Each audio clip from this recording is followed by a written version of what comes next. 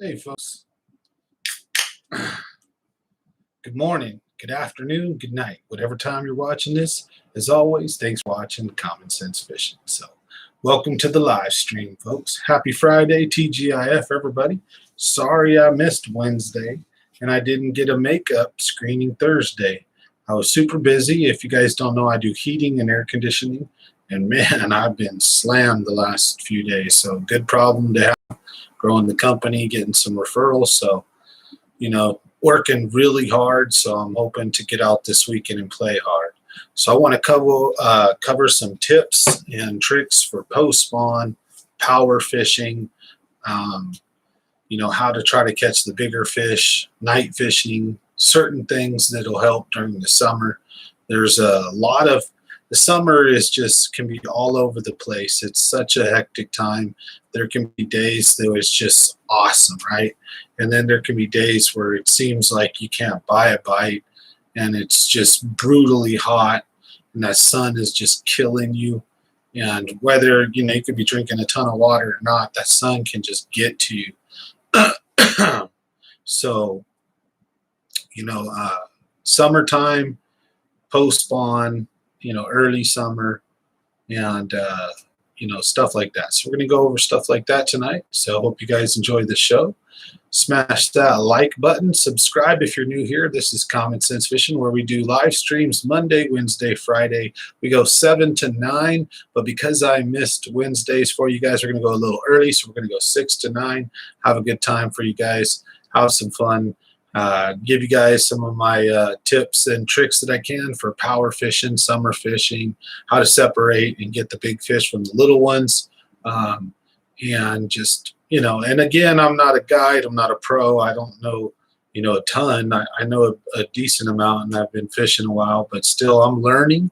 And that's part of the best part of all this is learning together and going along the journey where you're watching me discover, as far as maybe I didn't use a lure for many years or 20 years, or I have never even really fully conquered it.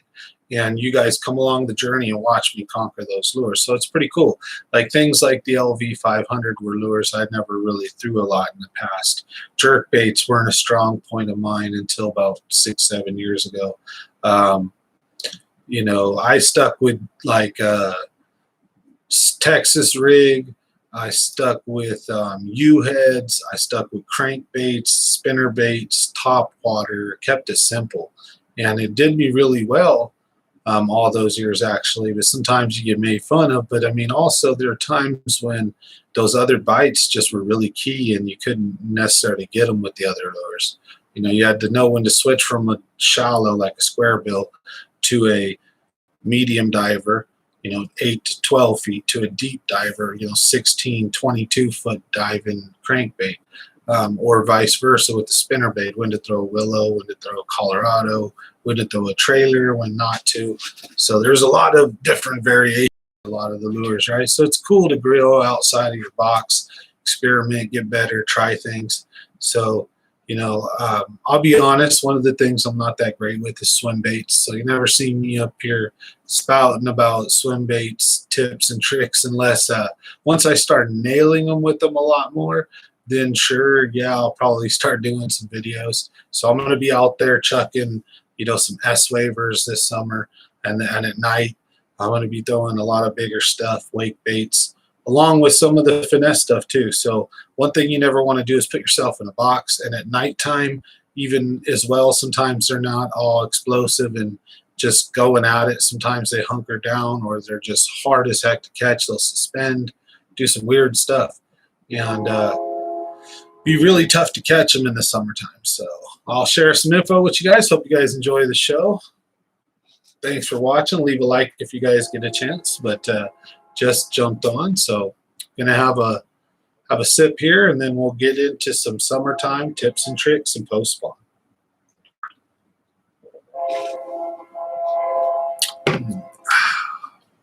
Not bad.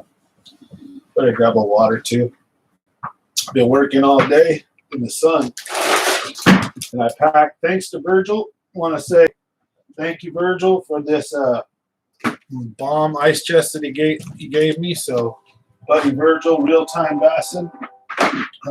Hooked me up to this. Oh, she's full, so not bad.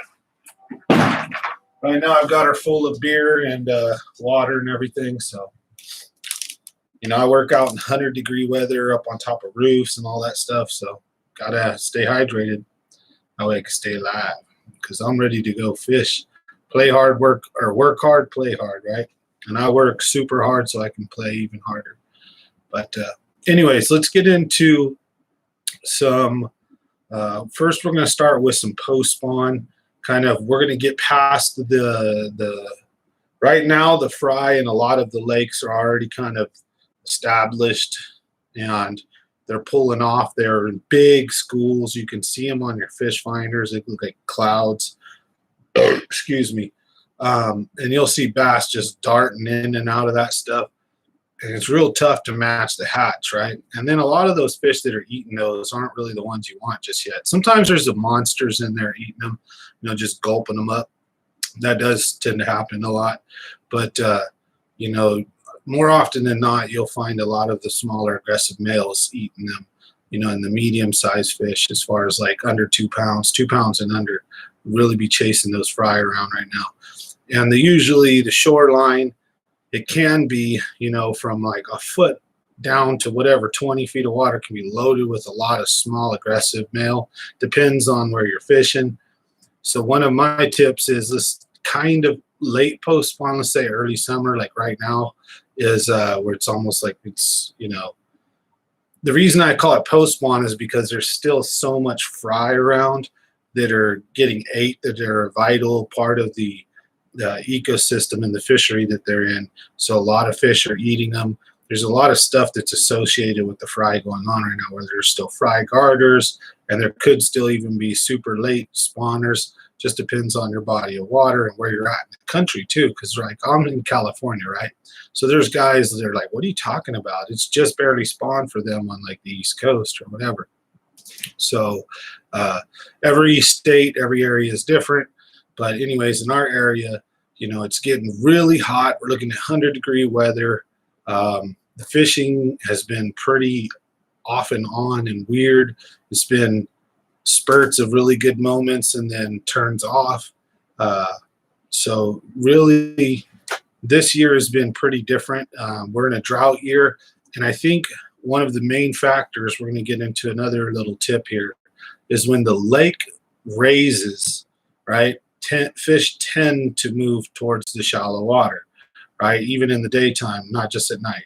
Now, when the lake drops, fish tend to pull away from shore.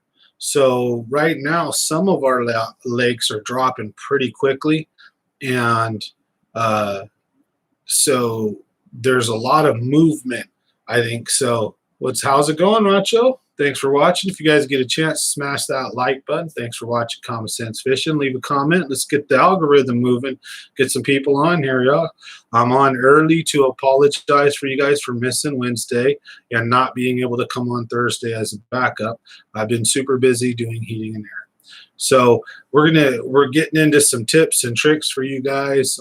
Spawn fishing, post spawn fishing late summer. And I don't know if you guys have been out, but sometimes it's been pretty tough lately. And the lakes are, it's been a while. The lakes have been pulling a lot of water. So when that happens, the fish pull out and suspend. And right now in this kind of temperature, usually the fish are going to move to more vertical stuff. Some of the vertical stuff or just semi-steep stuff, you want to find rock, and also look for transitions where it's not just all the same old looking shoreline, where there's some sand and some this and then some boulders, and you know what I mean? Look for some different stuff. There are a lot of them are on the main lakes right now, but there's also a ton of fish that are in coves off of the main lakes. Now, I haven't got to personally run up north into some of these really far up north into some of the arms, but I would assume that a lot of bass are probably going to be heading up because of the snow melt. I don't know if the snow melt's even stopped yet. Now, when the snow melt comes, it usually brings a bunch of debris with it. You can fish the debris field with topwater reaction, like up by Bagby and up by Moccasin Point, You get where the stuff has a bend in it's almost like condensed, right? So when all that water comes in and it's rushing down off the mountain and stuff, is bringing branches, trees, other things with it, and you'll have this stuff, this floating debris, right? Even if it's just small stuff, and it'll be full of bugs and life, and it'll also provide like a top water cover. So you want to really fish next to that. And you know, if that's already passed and over, I just still have a feeling, depending on the snow melt that's going on right now, and I'm gonna be honest, I haven't got to get into that neck of the woods, but that's where I'd also go check in. So, you know, but how's it going, RC? Oh, I just wanted to let everybody know. So RC, your prize that you won will be there, I believe, Tuesday. Butter beans, your prize will be there, I think, Tuesday as well. And someone's, I don't remember which one of you guys, in Danny's Kitchen, your prize will be there either Monday or Tuesday. Somebody's getting something Monday, somebody's getting something Tuesday. So congratulations to you three for winning. The Bass Fishing Lovers page, that giveaway is going to be happening soon because that's already closed. So thanks for everybody who supported that.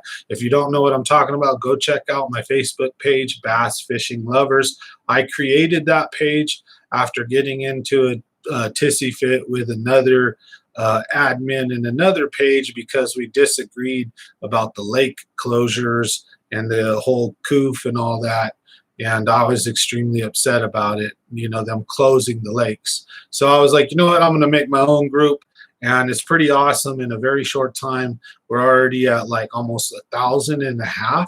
Like I had a giveaway for hitting 1,000. We're already about to hit like 2. It's so crazy. It's awesome. So go check that out if you want. But anyways, how's it going, Danny? So I want to get into some post-spawn tips, but I also want to stay interactive with you guys. So your luck's been at the aqueduct with stripers under the bridges. Yeah, nice moving water, some shade.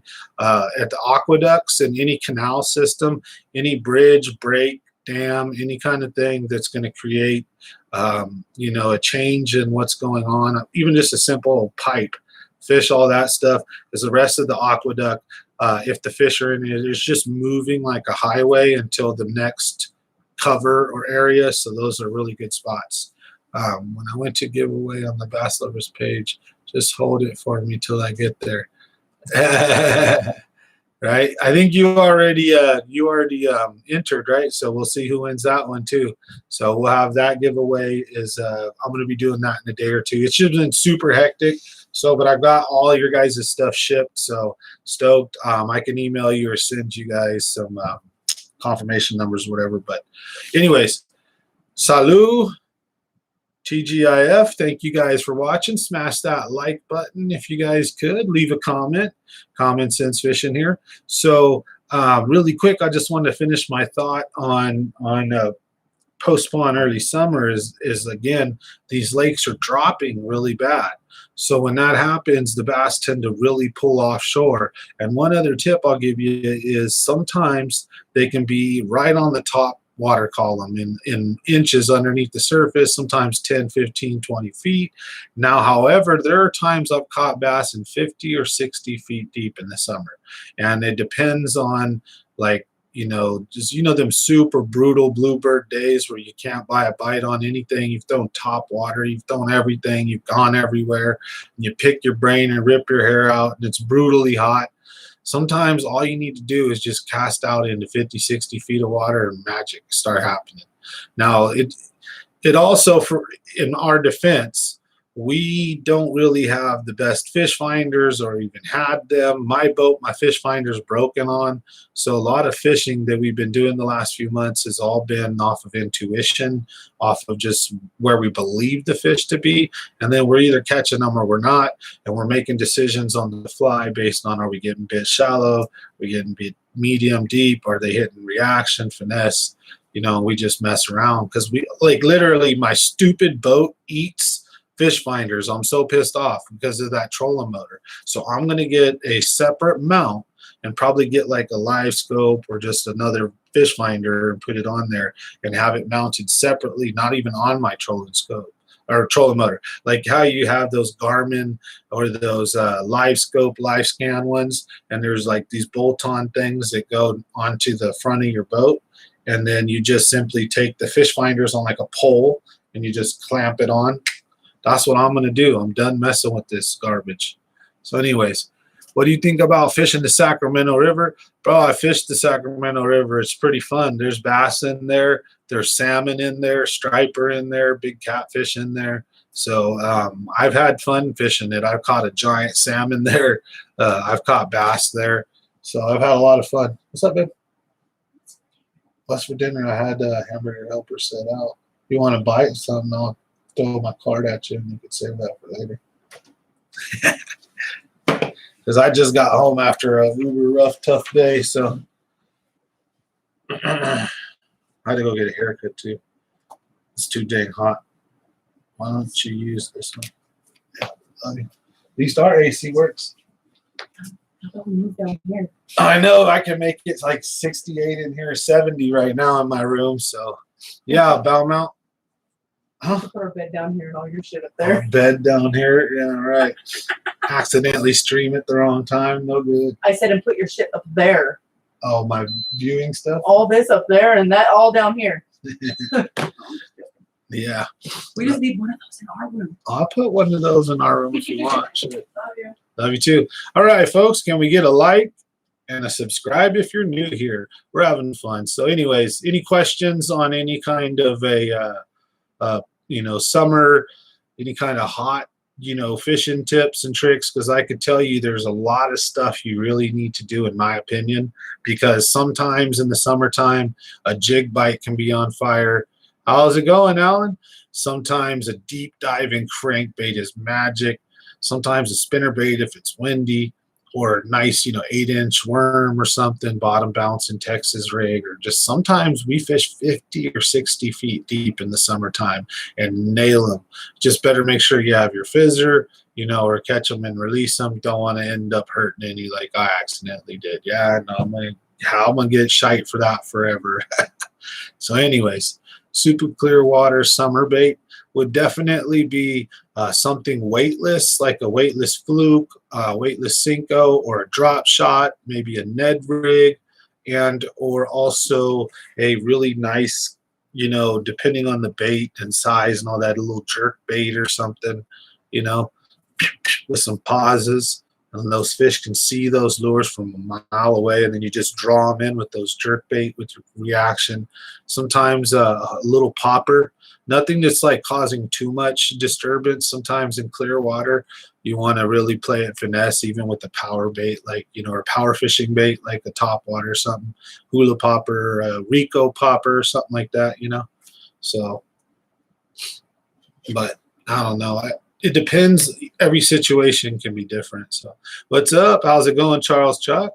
Everybody in the house, smash that like if you guys get a chance. Help the algorithm, help the channel grow. So really appreciate everybody's support here. Don't forget, if you become a member, we have giveaways every month that are just for our members, where you can either win stuff that's either behind me in the set or some fishing gear, all kinds of cool stuff. I think this month, depending on what's up, we're going to do a fishing trip giveaway. And if you're not local and you can't fish with me, then you get a different prize. So anyways, you can check that out if you want. We have some cool member stuff. And then also I'm thinking about doing a members only live stream here soon. That way we get catch up and chill with you guys. You guys can chill with Casper. I'll have a blast and whatnot. So, and none of my live streams are monetized. I tried to monetize a few of them, and they're like inappropriate for like, oh dang it. Oh well. Owner screw under the nose of a whitely burnt accent. Yeah. Oh yeah. That's kind of like, you know what I'm talking about? What's that? Like the banjo minnow almost. You remember that? The old banjo minnow. Let it die, let it die, let it die, and then pop it. So Thanks for watching Common Sense Fishing, everybody. TGIF. Hope everybody's doing well. Also want to talk about some power fishing tips and tricks if you guys want to get into that. And then anything you guys want to yap about, as always, just leave some comments there. Cool thing is the channel isn't so inundated that we can't have a conversation. So, yeah, 40. There's 560 there for the truck payment. So, I'm just making sure. all right. You want to put this on my bank? Yeah, I got rent covered or mortgage. I always call it rent, dude. I own my house and I call it rent. It's almost paid off too, thank God. So, but how's it going, everybody? We got RC Creative with the tip in the house. Owner screw under the nose of a white Berkley Max scent. I also like Berkley Big or the Berkley Gulp. The little minnows, oh, those things are killer. Little nose hook, little split shot them or drop shot them. And man, those things are killer. And you can even double or triple them up like a Sudoku rig, because you're allowed to have 3 hooks and 1 bait in California.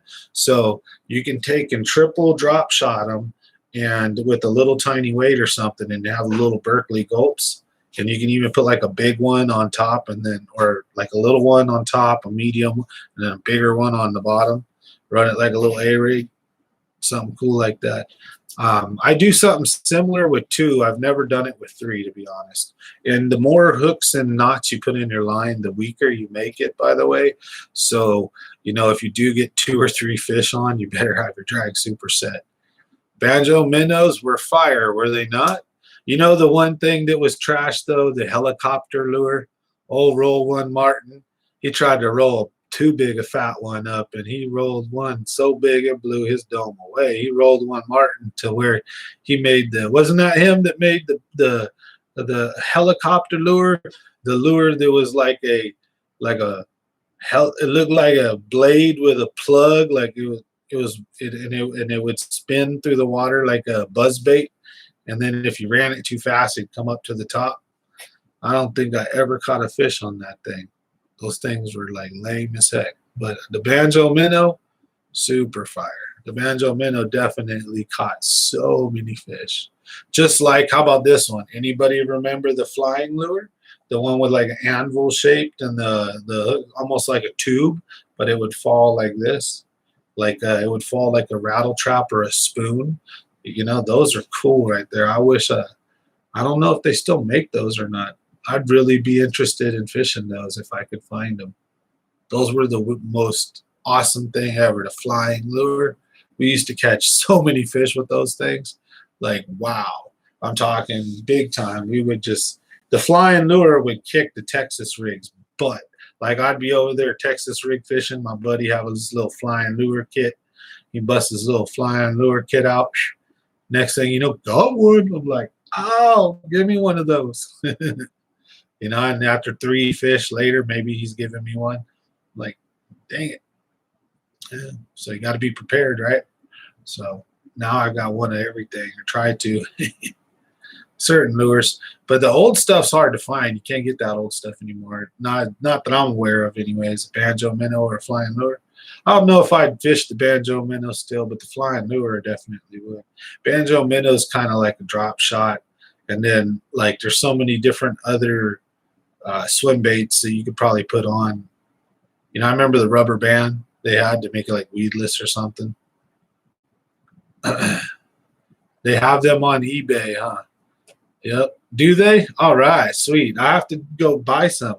As I tell you what, them flying lures were something else, man, with that stupid, it fell like a spoon. So I would take that thing and cast it right at shore.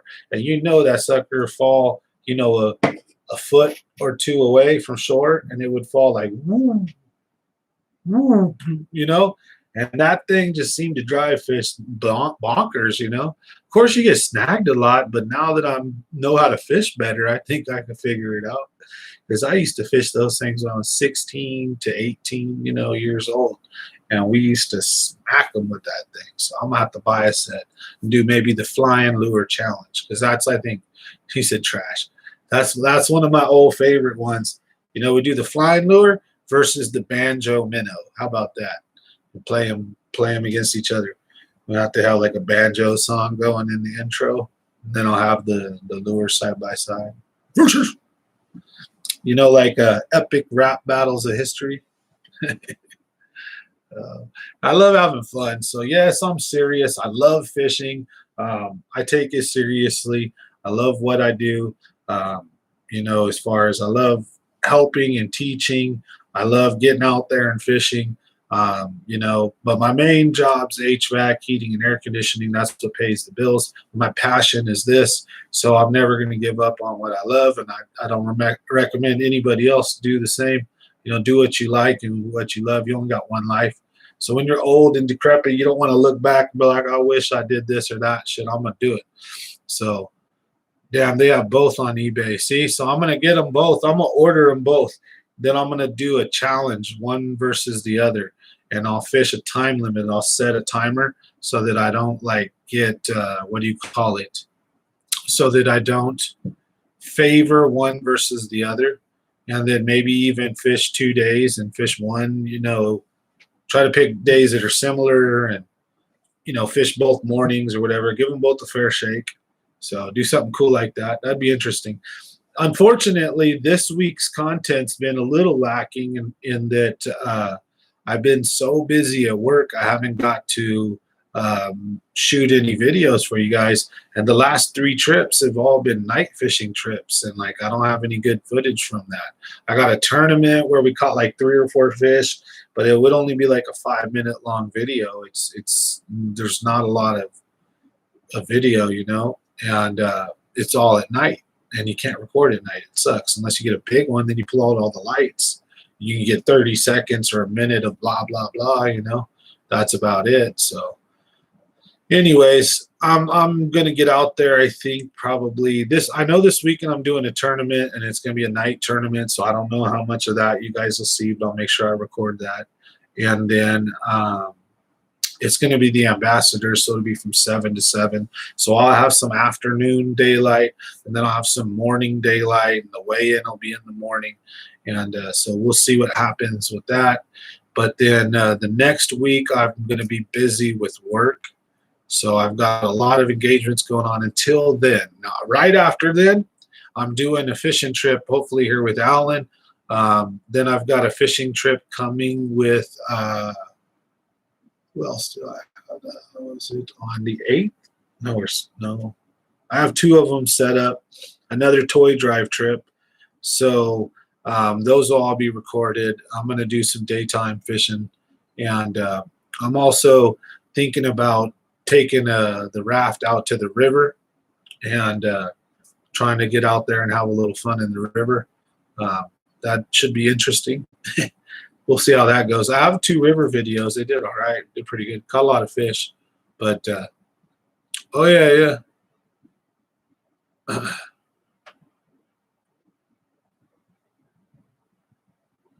I have 1 toy drive. Well, yeah, I have 2 toy drive trips coming up.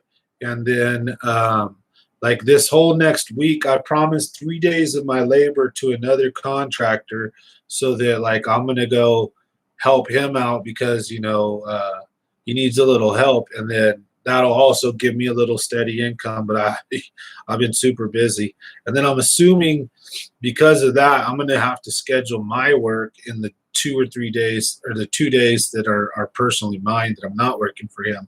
So this whole next 5 days, I'm probably not going to have a single day to fish on Monday through Friday next week. So we'll have the live streams. I'll probably do a whiteboard video or 2. And then I'm thinking about releasing the video of the giant. So I do have that on video.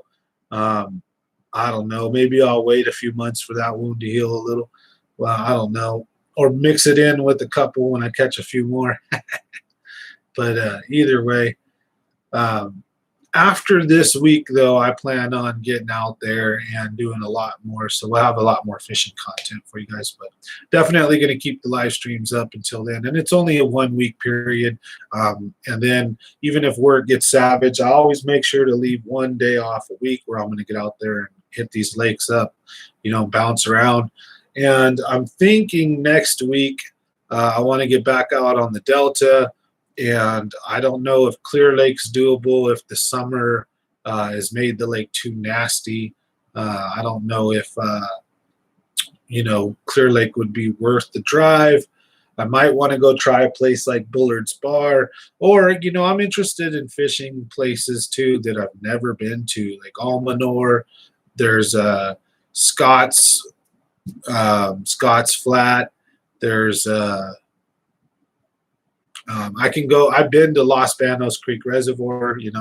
Go to a couple places if they're still launchable. So I'm gonna get out there and do some stuff. But the Delta is gonna be on my hit list heavy this year. So I'm gonna get out there and try to put a couple monsters in the boat, and chase them down in the daytime. Show you guys how I like to usually do it out there. But I haven't been running into muddy slaunch donkeys out there. You gotta find them. When you do, you'll find schools of them too, more than just one. So thanks for watching Common Sense Fishing, folks. Smash that like button if you get a chance. So I think we'll get into some power fishing tips and tricks. But before we do, as a little intermission, do you guys have any questions or topics, anything you guys want to discuss really quick before we get into that? Yeah, Delta is my kind of water for sure. Like pond fishing with current. The Forebay does indeed hold good bass. We went one time trying to striper fish, and we couldn't get any blow-ups on the top water, so we switched to LV 500s and stroked like 3 5-pounders.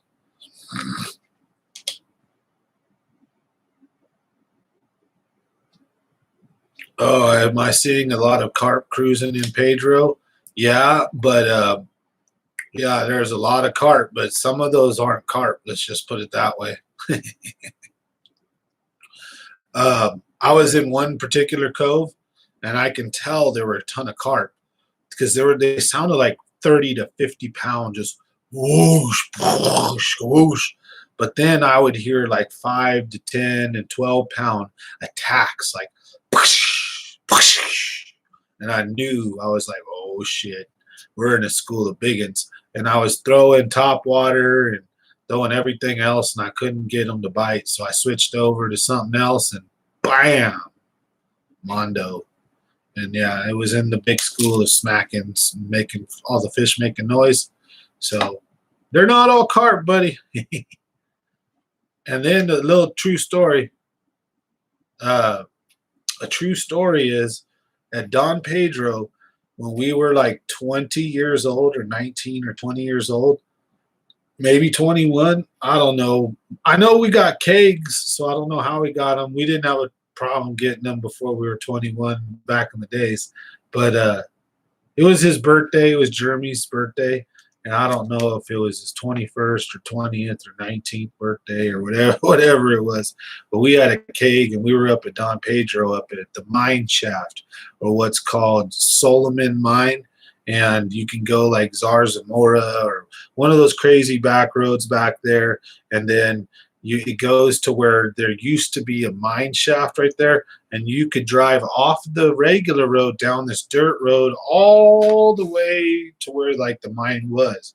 And they collapsed it. Like they blew it up like many years ago before, we fished there.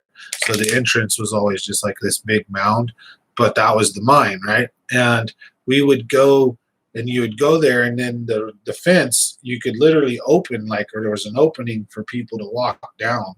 And we'd go down and go down to the lake right there, right? So we were at a huge party. We were up all night, and Jeremy wanted to go fishing, so I went with him. And I usually fish a spinnerbait almost exclusively. And Jeremy almost always exclusively fishes a crankbait. So that night, it was reversed. He had the spinnerbait, I had the crankbait, and we heard all these giant bass or these giant fish just exploding, and we chased them all around the lake at like 1 o'clock in the morning for like 2 hours casting at them, and we could never get one to bite. And after like 2 hours, I finally get one. Whack! It's just the biggest fish of my life. I'm so excited. I get it in. It's like a 20-pound carp. and I had foul hooked it at that with the square bill or crankbait or deep dye or whatever it was. And so I was pissed. I'm like, I'm going to bed. I'm like, I'm not chasing carp all night. And he's like, no, let's keep going. And right after I released that fish and turned around and started walking, this fool gets a 12.5-pounder on a spinnerbait amongst a bunch of carp. True story. So Hillary's emails are in that mine, along with Epstein and the fortified election and everything else. The frog bite should be good. Yeah, the frog bite should be turning on. Any kind of top water should be turning on, but there's better, like the walking baits versus a plopper. Then you got the Chopo versus the Whopper plopper, and there's all kinds of different, ones. Personally, I've caught more bigger fish on the Chopo than the Whopper plopper, to be honest. Salute to you, TGIF, everybody. Thanks for watching Common Sense Fishing. If you could, smash that like button. We appreciate you here. And if you're new to the channel, consider subscribing. We have these live streams and have a good time. So now, what do you guys think about power fishing, getting into that, and we're talking about night fishing? Because now power fishing in the daytime can work, and in the summertime fish can see like really good if the water's clear, right? So sometimes these big baits, power fishing, things like A-rigs, crankbaits, spinner baits, jerk baits in the summertime can just be killer. Like there's been times where I went around and threw a bottom bouncer and couldn't buy a bite. Second I started tossing the jerk bait, I'm getting hammered left and right. It's like 100 fish a day. But usually, yeah, a lot of them are just 1 pounder or below. But you would go through enough of them, you'd still have over 5, keepers. So a lot of fun sometimes in the summertime. Also getting my butt kicked sometimes. But power fishing is something you don't want to sleep on, and there's a lot of different techniques to do it. So 12-inch worms at night, like a champ, exactly. You need a beer, boss. I got one right here.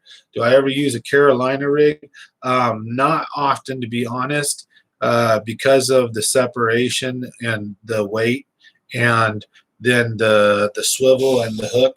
So you have like the hook here, and then however your leader down to your swivel or whatever, and then you have your weight, the free slides.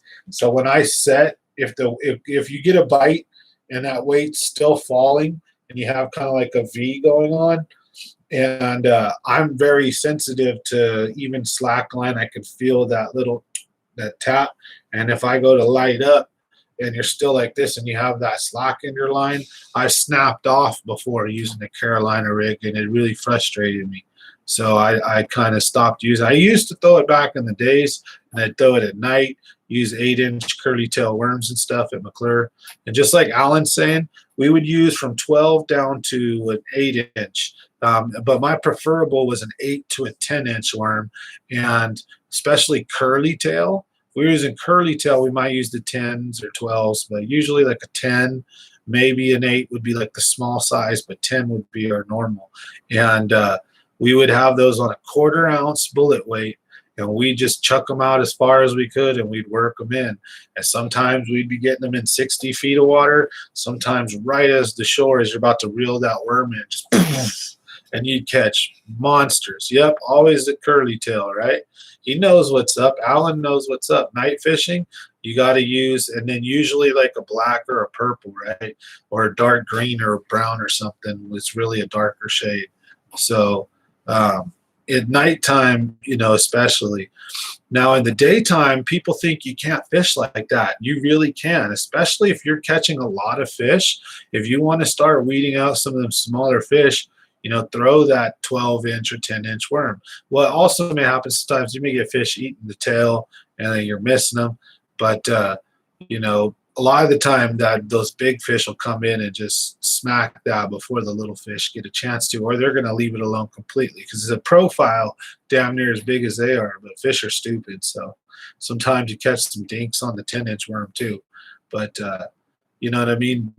In the daytime, I would recommend one of my favorite lures that I've had 100 fish days with, and I dumped a double digit on it. I did not land it, but I seen it. It was, this thing was 9 to 12, 9 to 11. I don't know. It was giant. It was big, right? And it straightened my hooks on a run. And I was using a spinning rod, and I had my drag set, and I thought I had it set right. And this bass was, zzz, and I was fighting it get good for like 3 to 5 minutes, right? And bass would get in, and then it'd run, and then it'd jump, and then it'd come in, and then it would run, and then it'd do it over and over again. And I thought I had this sucker, and then on one run, it just kept going, and it wasn't stopping. And I don't know if I think my drag stuck, or maybe it was just, just enough, and that sucker popped. And when I got it in, 2 of my hooks were straightened out.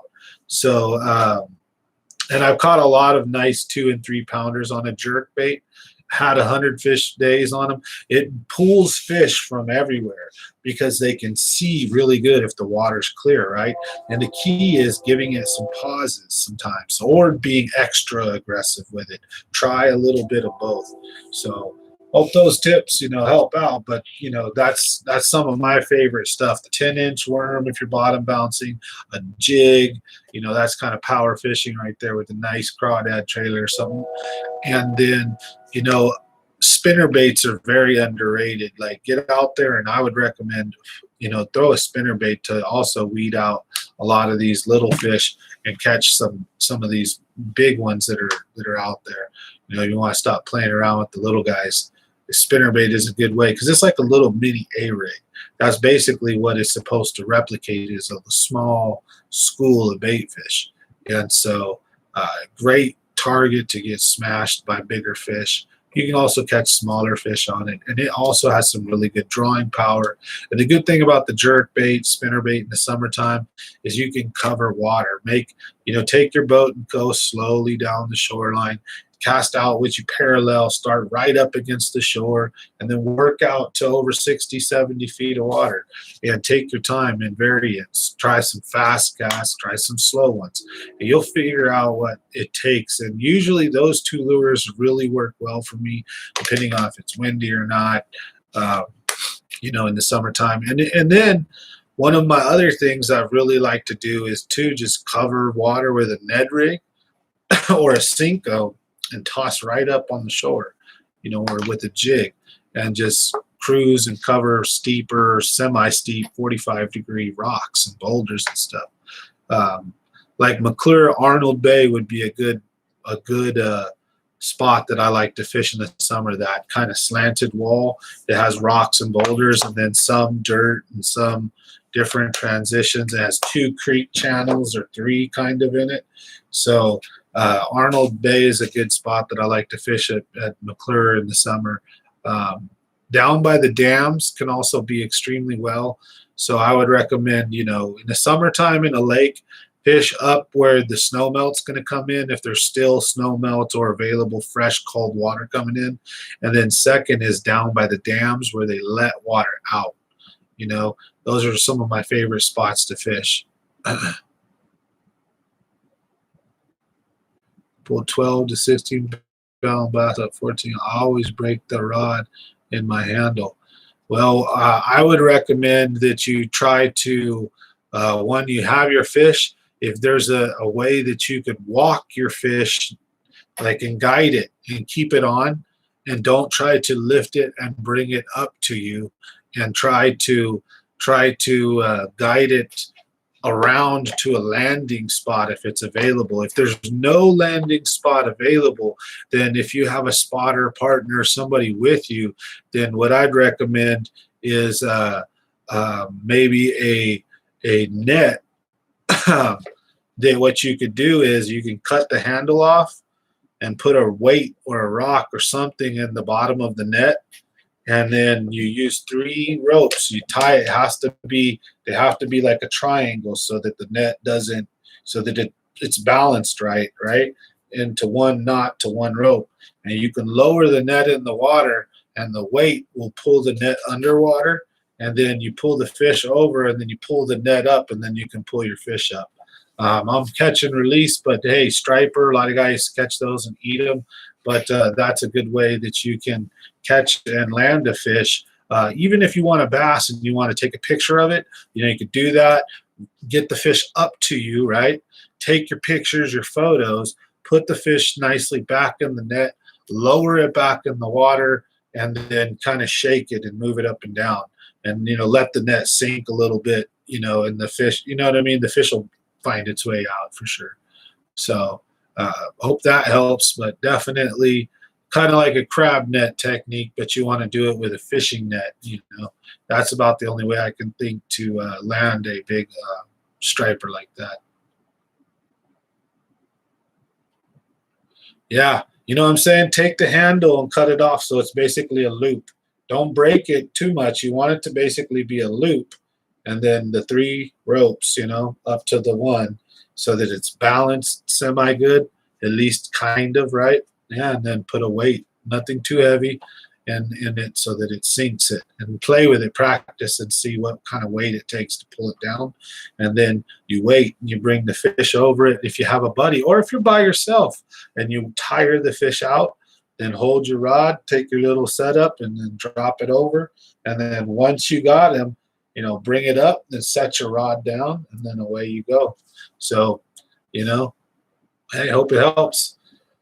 Sometimes we do what we got to do. Right? That's some serious dedication to net a fish. But imagine you're like on a bridge, the bridge to Terabithia, whatever. You're on a bridge, and you're at like the aqueduct or something, and you can't go down like the sides or wherever, and there's no access to land your fish, and you're talking pulling the fish up 14 feet.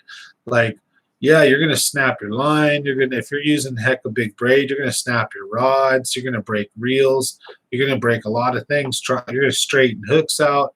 You'll lose a lot of fish trying to dangle a big fish up that many feet out of the water. It's just astronomically what the weight in the water versus out. No, you're gonna break your stuff.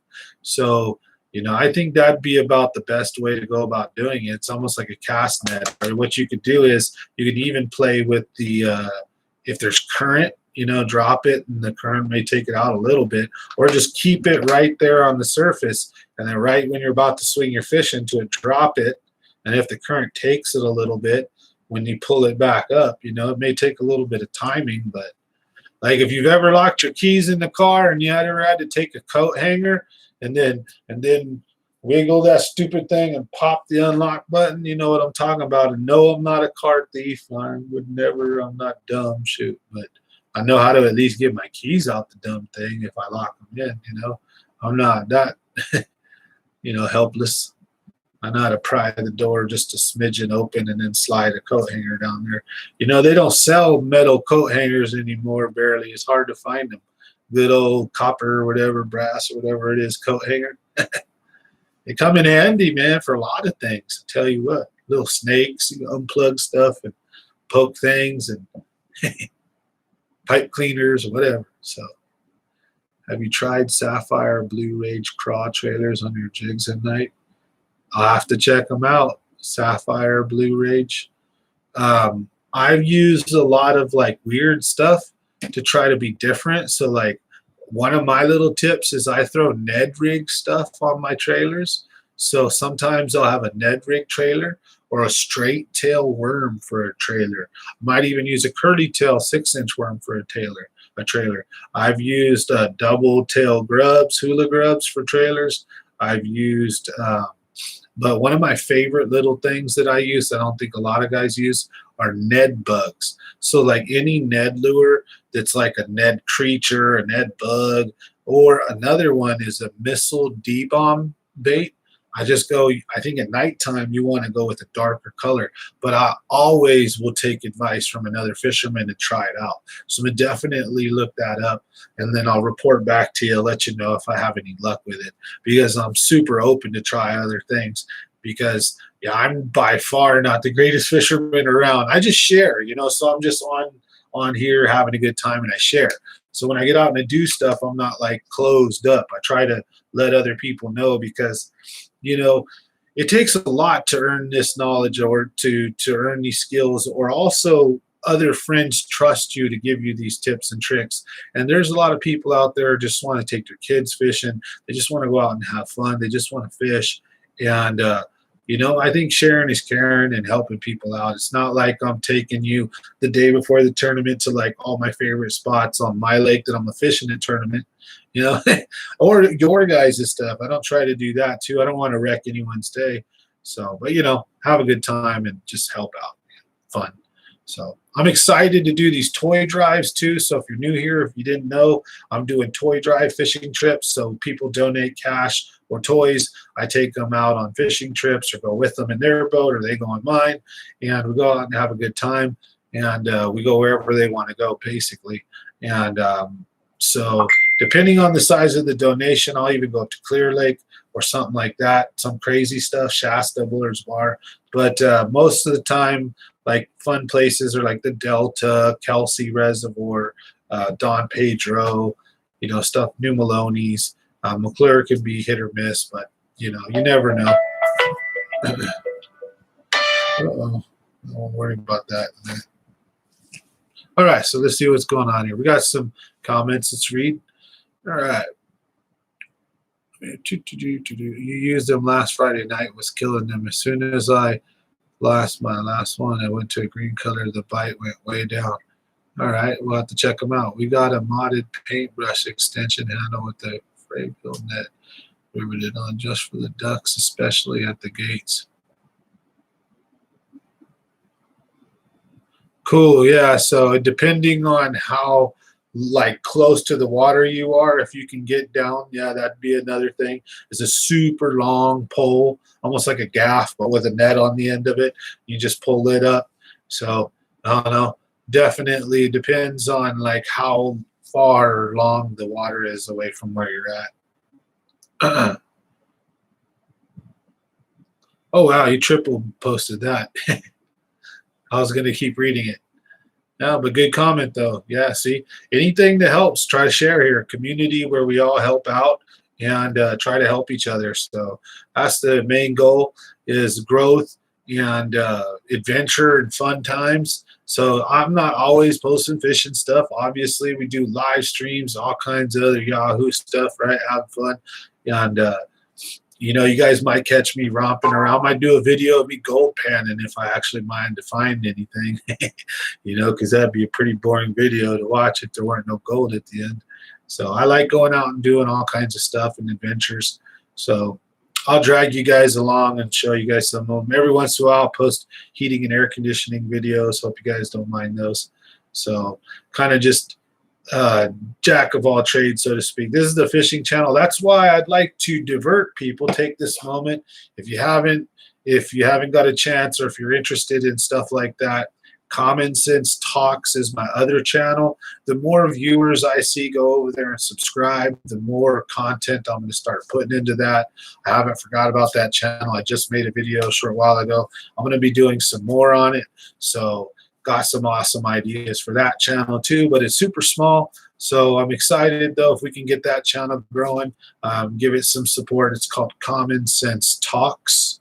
And if not, this is Common Sense Fishing, so you found the right place for fishing and fun times. But eventually, I'm going to try to separate the two more, so to speak, to where this one will be more of the mainstream fishing and stuff like that, while the other one might be or fishing and outdoor adventures and stuff and camping and all that good stuff, while the other one's probably going to be my more stuff like this, where we might be doing more just chatting and having fun, covering things, freestyle Friday type stuff, right? Having fun. So different types, different flavors for you guys, so to speak. So we're not crossing our wires up, you know what I mean? So you have a tournament on the 19th at Clear Lake, launching out of Lakeport. Any info? Alan would be the man to ask right now, actually, if he's still on right now. He might be able to help you out on that. I would assume that they're probably crushing jigs right now. You might want to be looking outside weed lines, outside grass edges. Jerk baits can play a big role in grass flats.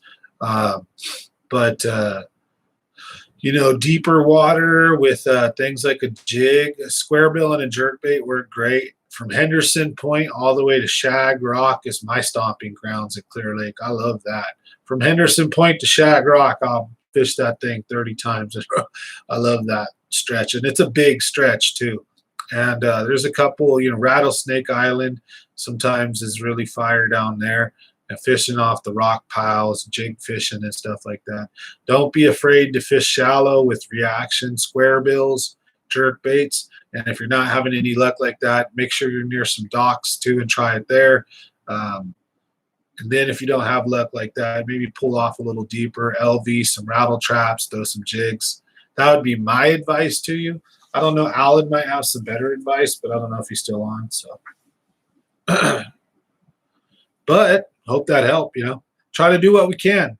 I've been to Clear Lakes a few times, not too many. 15, 20, something like that. 20.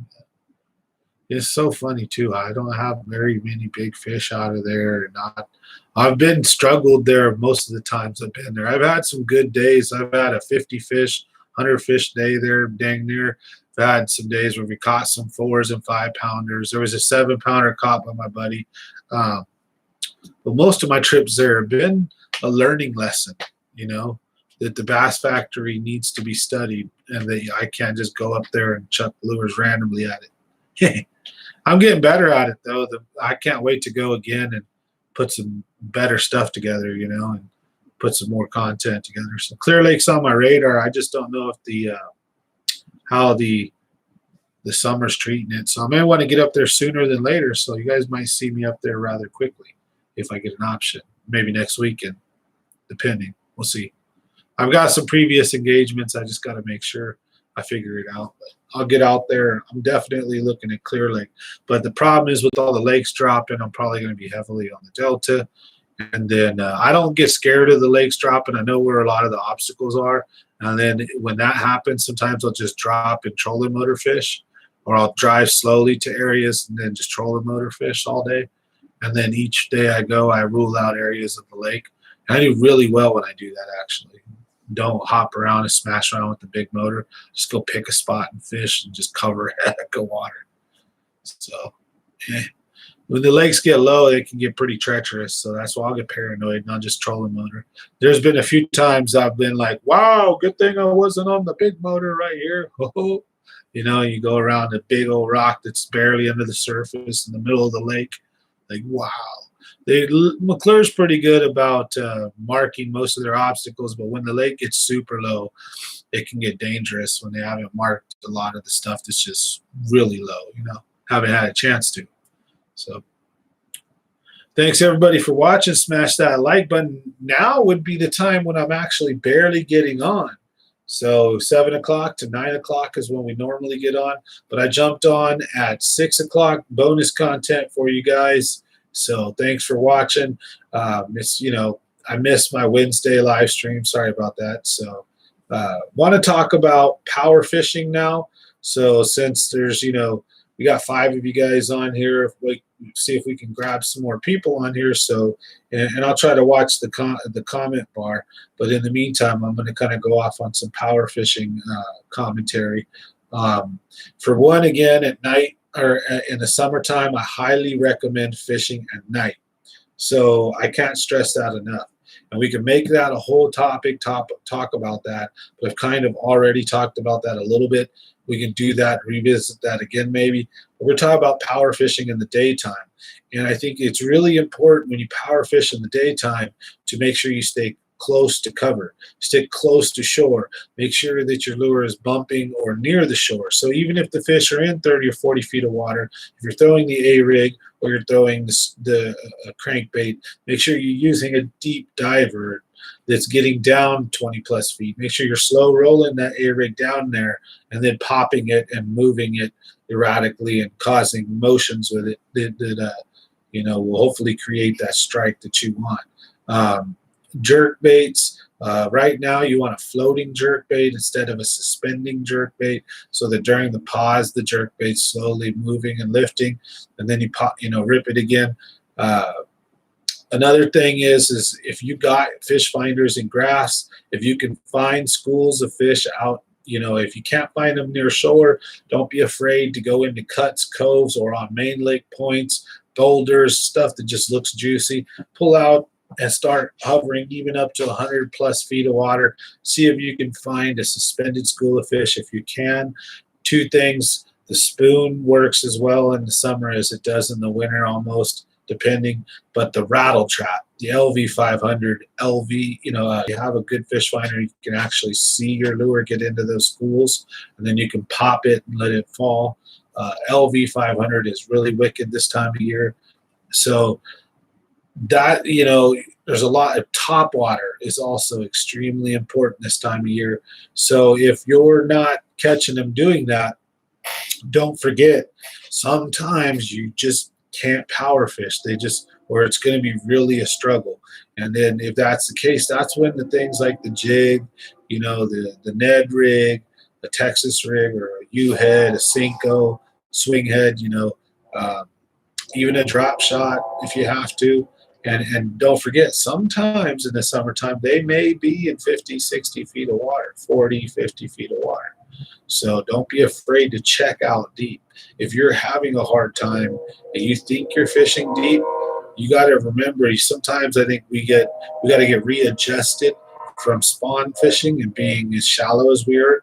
And we got to remember that 50 or 60 feet of water can mean literally, really far away from shore.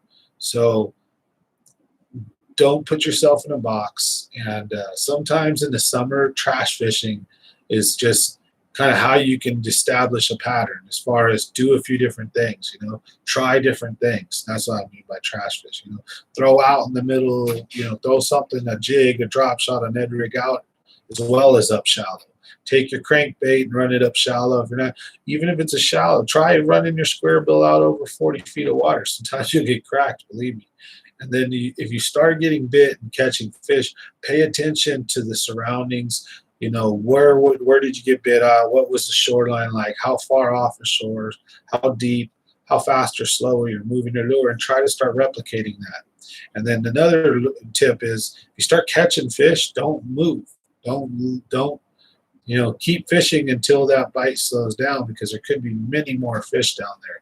And sometimes when you catch one fish, you fire them up, and then you catch another. Then next thing you know, you can catch a fish after fish after fish after fish until the school kind of dies down, because they realize there's no food there actually. And the other fish start slowing down and sinking back down. Even though you still got one on, they start realizing, oh, no. So you'll see schools do that on your fish finder when you catch a fish and you ignite the school, and then they're biting and you're getting them going, and then all of a sudden you can watch them just die back down. It's crazy. So good equipment also helps, and unfortunately I don't have any of that. I've been in boats that do though, and I knew it, and I seen it, and I knew what was going on their fish finders. I know how to read them, okay, but mine, when it works really good when it's brand new. But then as soon as I've kinked my wire once or twice, or stupid things happen, it does not want to work for garbage. So I'm just done with that fish finder. So we're gonna get rid of it and put a new one on. So changes coming to the boat like that. I get the live well fixed. So no tournament fishing, no boxing fish of any kind until I get that live well fixed. Gotta have that done. And then I think I'm going to carry maybe a little backup bubbler or pump in the boat. I got one scale now, so I'm going to have a second one, because the second one it works, but the handle's broke on it, and I have like a shoestring tied to it. So I'm going to get another one and be done with that. So then I'm all ready. Be ready for night fishing, be ready for day fishing, be ready to catch another double digit, let her go safely. Get some good photos, get some good video for you guys. So we live and we learn. That's one thing. I'll admit when I make a mistake, I'm a man about that. I mess up sometimes, but it's how we handle them, I think, that shows it's the most important thing about it. Whether or not, you learn from them, and then do you keep repeating them, you know, or do you keep messing them up? So, you know what I mean? But TGIF, folks, thanks for watching. Hope I didn't bore you guys to death. I think I scared everybody off, huh?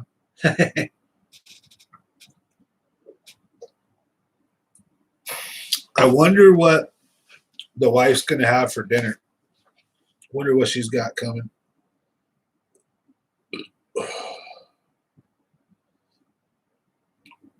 So, I don't know. Pretty crazy. We'll see. She knows what I like, but we'll see what she gets. It'll be interesting. Sometimes we have the what's for dinner moment in the episode, right? Where the wife brings me something to eat. And we find out what's for dinner tonight. Sometimes it's something really nice. Sometimes it's just okay. Sometimes it's good, you know, but sometimes I cook it. You know, we have a good time. I barbecued some ribs, I think, before one of the shows. Look at another beer. What time is it, folks? It's beer 30. I probably didn't sound good audio-wise. Sorry about that. I forget. My audio and video is going through a freaking little webcam. You know what? I found out I could stream through my GoPro 9. So I'm going to start using my GoPro to try to stream the video through YouTube off of that. So we're going to try to set that up. Hey, how's it going, the Reef Robber? So we're going to try to set the Hero 9 up for the live streaming in the future to see if maybe the better resolution and audio are going to help. So that'd be pretty cool because I think YouTube then will start promoting the stuff a little more. But I do notice they don't want none of my live streams monetized. It's funny. I tried to monetize a few of them that I went back and I was like, I don't think we cussed or anything. They're still like, nope. I'm like, oh well. Because, you know, after they're live, then people can go back and watch them like normal videos. So you can go back and watch this, see what we said, what tips or tricks I gave out. So if you catch us halfway through, you know, once the video is over, you can always access it again and rewatch it over. Now, sometimes these videos, these live streams go off the rails, and we have educational moments that require that these videos become member only after we have a ton of fun. So if you're not aware, we have a members section where you can join up.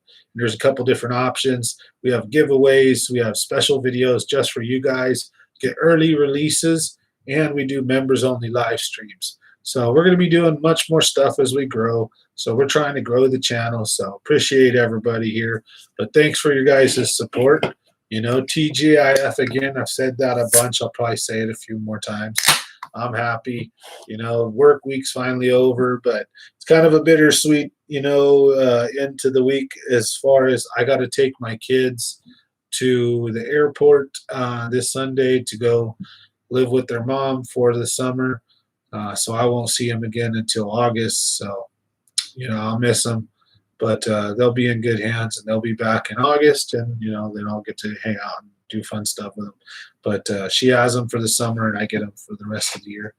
So after this weekend, though, you know, I'll do a little bit more fishing because we'll just have her kids here. So I'll have a little bit more free time, but also still work's going to be busy. We'll still be doing family things, stuff like that. But summer is going to be hectic, so I'm going to have a lot of work going on. So please bear with me if there's a lull in the videos. I'm going to always make sure I'm putting out at least one a week, if not 2 or 3 a week of the fishing related stuff. And we always do these live streams Monday, Wednesday, Friday, usually 7 to 9. Today I came on early at 6 o'clock. That way we could kind of give you guys a little bonus content because I miss Wednesday. So if I miss a day, I try to always make it up to you guys. So a lot of allergies, big pollen in the sky here. Oy. Working out with all that grass. Oh, doing heating and air conditioning, spraying stuff and chemicals everywhere. Oh man, I didn't even hang out with Casper. Matter of fact, I should, bud. All right. So, any questions? Anything you guys want to go over? This is an open forum here. That's how we do it at Common Sense Fishing. So, kind of wanted to go over some stuff on, like I said, post spawn, summer fishing, power fishing, and in a little bit we'll get into some night fishing stuff. But I kind of covered that the last hour already. So usually we talk about whatever the subject matter is for the night, and then we usually get off into the weeds a little bit and rabbit holes and start talking about all kinds of cool stuff. So, or sometimes we keep it all fishing related. It just depends. You never know how the night's gonna go. Chicken. Mark, am I chicken or are we going to talk about chicken? I love chicken. Mm-mm-mm. You know what? Bomb KFC has a chicken sandwich that's only $3.99, and it's huge. It's like any other place. It's like how they have them $8, $9 nice chicken sandwich. This ain't no little dinky $3.99. I'm like, oh man, they out their mind. They want $8 for the combo. I'm like, but you're gonna sell me the sandwich for only $3.99? So I don't need your fries and soda. I'll drink my water. You know what I mean? I'm at work. Oh, are you saying I'm scared to hang out with Casper? No. Members only, real quick. No. There's only 3 of us on right now. There's as many people on as I got pins in my hand right now. So I appreciate those 3 viewers that are here with me right now. You guys are G's. Anyways, I appreciate everybody. Honestly, it doesn't matter. All the viewers, thanks for hanging out. This is fun as heck. I love it. So I get to do what I love, fish, work, doing heating and air. I own my own business, so sometimes I could take a little bit of time off. But honestly, right now, being that I'm still a young company, I gotta work hard.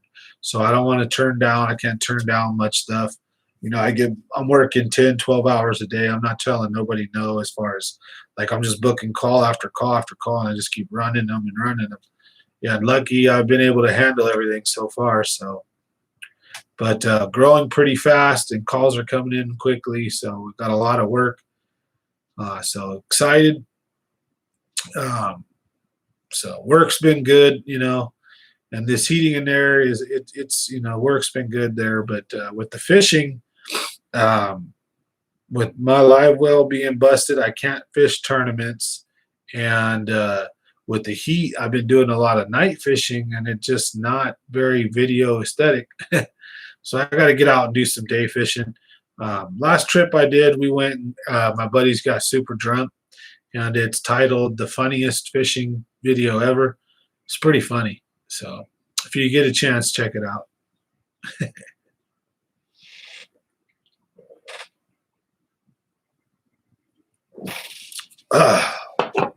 Now, in the famous words of Rasputia, how you doing? I'm getting a hold of my wife. Say, what's for dinner?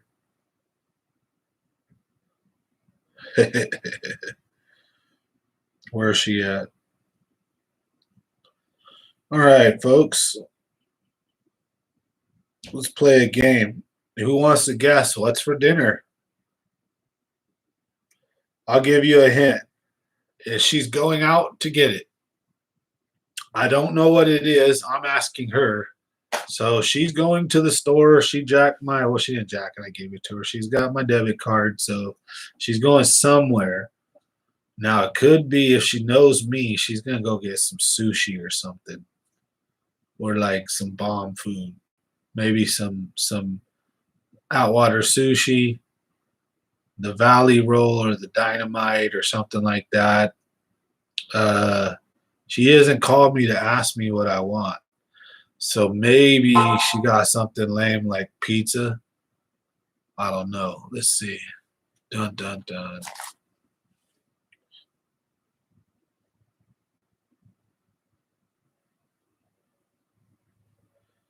I went to get pizza and realized I didn't have my mask, and then I'm stopping at Food for Less just to pick up a few things for the barbecue tomorrow. Wah, wah, wah. Pizza. Lame. I hope that's just for the kids. And she has like, I hope she has the live stream on and she's hearing this and she's like, oh, you want, okay, go get some sushi or something good.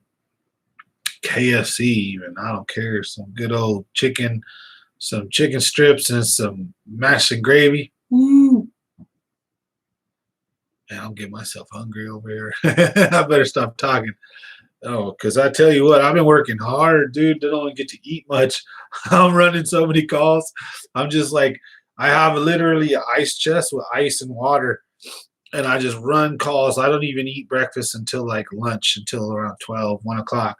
And then I get home and I don't even eat. And I'm waiting. I'm like, oh, I'm hungry. But I got some beer, but I make sure after I have my 8 and 9% beers, I was cool. I like those beers, but I'm like, I get a little bit too happy. Go, man, I'll be chilling. Pause. Go out. Done. I don't get like I'm not angry drunk. I don't drink and drive. I'm not like a I'm not even really a mouthy drunk. I'm usually just like a happy, sleepy drunk. I just go pass out. Go chill, watch something, like hang out, you know. Some people get heck loud and annoying, or hey, buddy, I love you. That's the worst one. All hanging all over you, telling you about how much he loves you or something. No homo, man, but I swear, bro, you're like my brother, man. And if it's not like your best friend telling you that, it's like somebody you know for like 6 months. Oh, the funniest shit. I don't think I've ever done that. No. Anyways, if you're new here, thanks for watching. Smash that like button if you get a chance. Leave a comment, interact if you guys could. Let me know what you guys want to yap about. Otherwise, I'm gonna probably just, I know it's funny. You can go from like 4 people to like 20 or 30 people real quick here. So next thing you know, I'm over here chilling with Casper and all the folks are on. I'm like, oops. Members only, folks. Members only. Matter of fact, give me just 1 second. I'm going to come over here and go move this ice chest and go do something. Here. Oh, yeah. There it goes. All right. Just off screen over here in this little corner right there.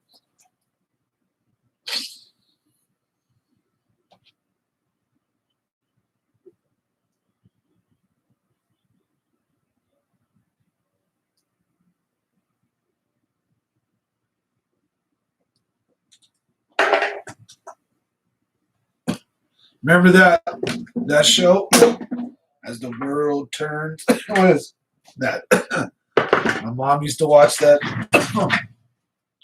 Something that what do they call it? Like General Hospital and all that? Soap operas? Too funny. Man, I have a cough all of a sudden. My goodness. Members only. Anyways.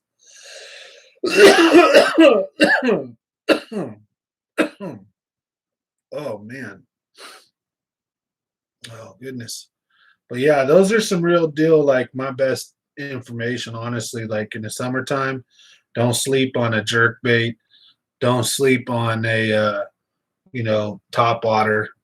Don't sleep on a crankbait, deep diver. Don't sleep on, certain lures in the summertime can really kick out some big fish. And some good numbers too sometimes. Like a jerk bait, may not always catch the big ones, but you might catch 100 of them. Or a square bill, they're right up shallow. I've had a couple hundred fish a day with square bill. Another tip or trick would be don't get skin cancer. Cover your face, cover your body up, cover your hands. Use UV protectant shirts, UV protectant stuff. try to make sure. One weakness I have is I've lost all my masks. So even though I use everything UV, my face and my ears and back of my neck are not protected. I've got some spots that worry me a little bit. I've got some bumps and things that popped up the last 6 months that I'm like, and they don't go away. I'm like, man. But hopefully everything be fine. But anyways, the idea is you guys, make sure you put on sunblock, or not really if you're gonna fish. I wouldn't put on sunblock. I wouldn't put anything on that smells. But if you're in the outdoors or in the sun, do it. But I mean, if you're fishing, recommend using a face guard. Wear your gator, and your glasses. And I'd recommend something that's very meshy around the mouth, like super, just like no UV protectant, nothing there, so that you can breathe very well. And then because when you have your glasses on, that stupid, your breath fogs the glasses up. I hate it.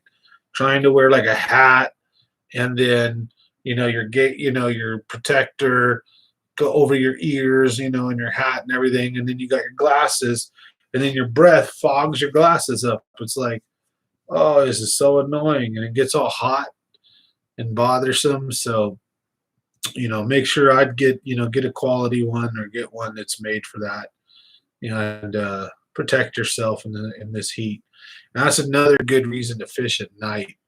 So we're going to transition now into, we've talked about earlier today, we've talked about power fishing. We've talked about post spawn and just kind of summertime fishing. We've gone over kind of where on the lakes I think that the fish are usually at, kind of the two ends of the lakes that I like the most and why.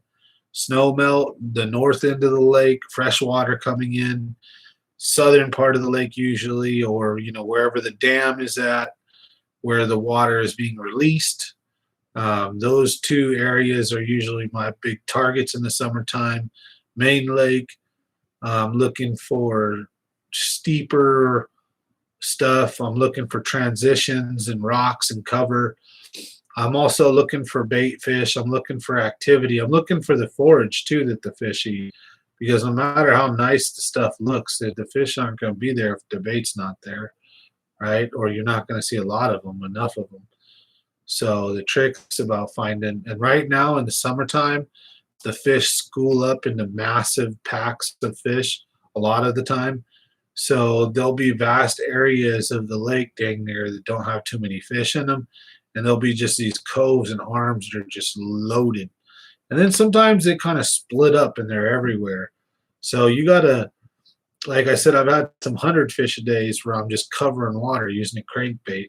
And on a very similar day, where you catch a 4 fish or 3 fish day, and you're struggling to figure them out, and you've tried everything, and you just can't seem to find them.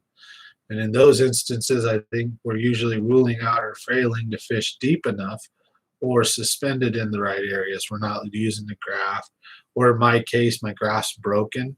So not even an excuse. It's just my graph was nice. When it worked, I could see schools of fish. I could see bait fish. I mean, it was only like a $600, $500, or whatever it was, fish finder, but it was a good one, and it worked. And but it took too much damage from the spot lock, and also twice from the motor deploying when I was driving, and it wasn't locked in correctly, and it fell on the cord, pinched it. And it's a communicating wire, so you can't splice them, you can't fix them. So whenever they get a problem in them, they're just done. So you need a whole new transducer. And after like 4 transducers, I'm just sick of this stupid version. So I'm going to look at getting, like I said, a modified setup.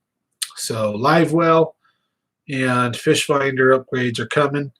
I'll share those with you guys. In the meantime, I'm going to be doing still plenty of fun fishing. So just the point is I can't fish a tournament in my boat right now. So that's fine. I'm not big worried about that.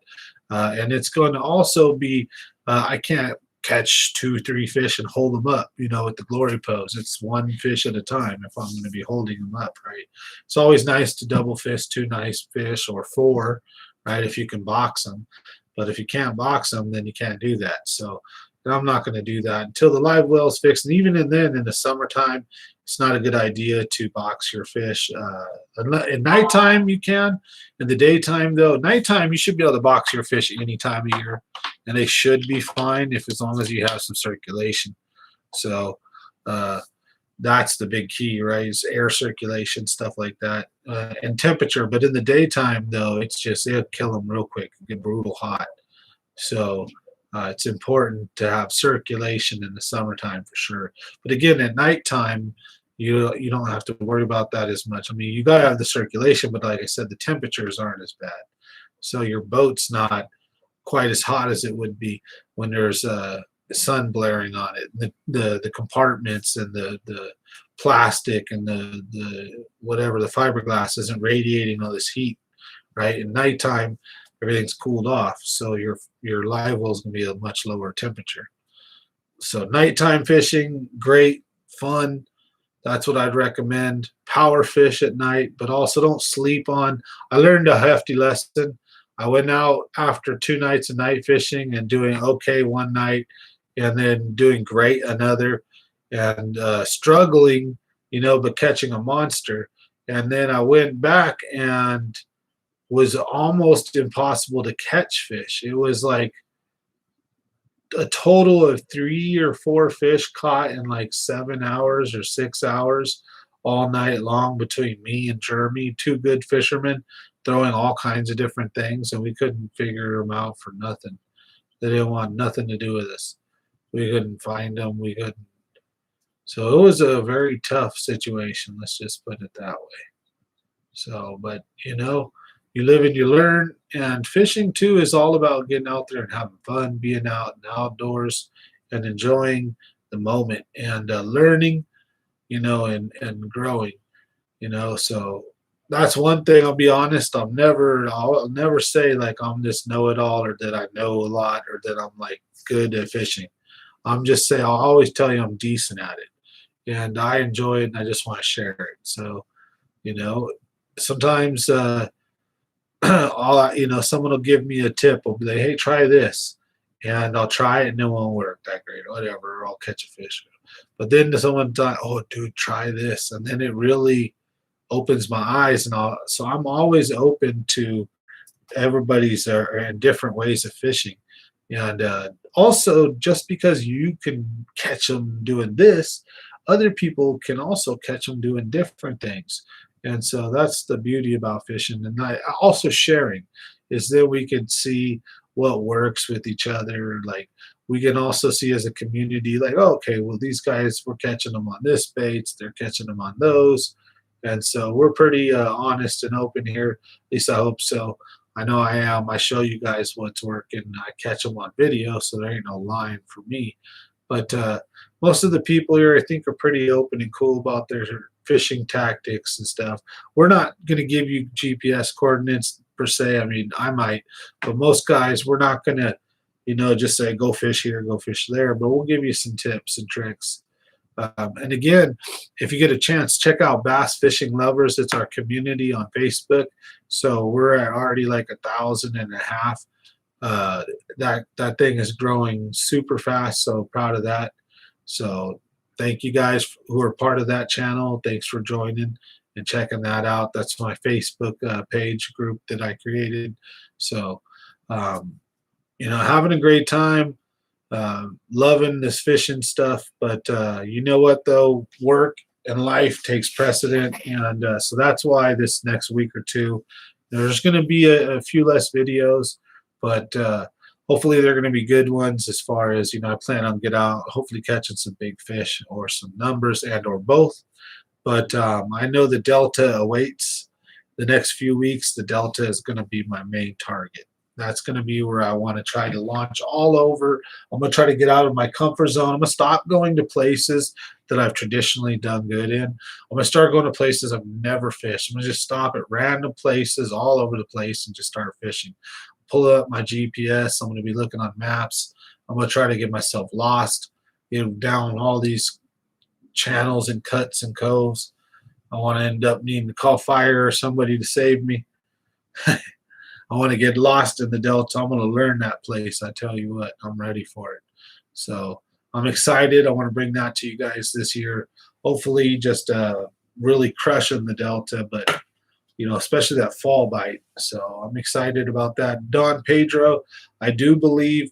I think I'm about ready to get when I get my season passes. I think I'm going to get the pass to Pedro and the yearly pass to Maloney's. I don't think I'm going to get the one from McClure. I haven't been fishing it enough. I might. We'll see how it goes. Um, I haven't been fishing Eastman and stuff like that enough, so I don't know if I'll renew that one. But yeah, I don't know. I plan on getting all over, so I'm excited. You guys are going to see me smashing everywhere, and as always, I mean, look, you see it's chilling in the background. So Banana Outfit is here, so we are gonna get out there, put the Banana Outfit on, shoot some videos with it. I just want to probably take that to the Delta for the first time, shock some people, hopefully catch some fish with it, do some hilarious stuff. I gotta have a couple people with me so they can shoot it for me. So I'm gonna have one of my buddies hold my GoPro so they can record it for me. So that'll be interesting. The banana catching bass. But anyways, thank you guys for watching, being part of the channel here.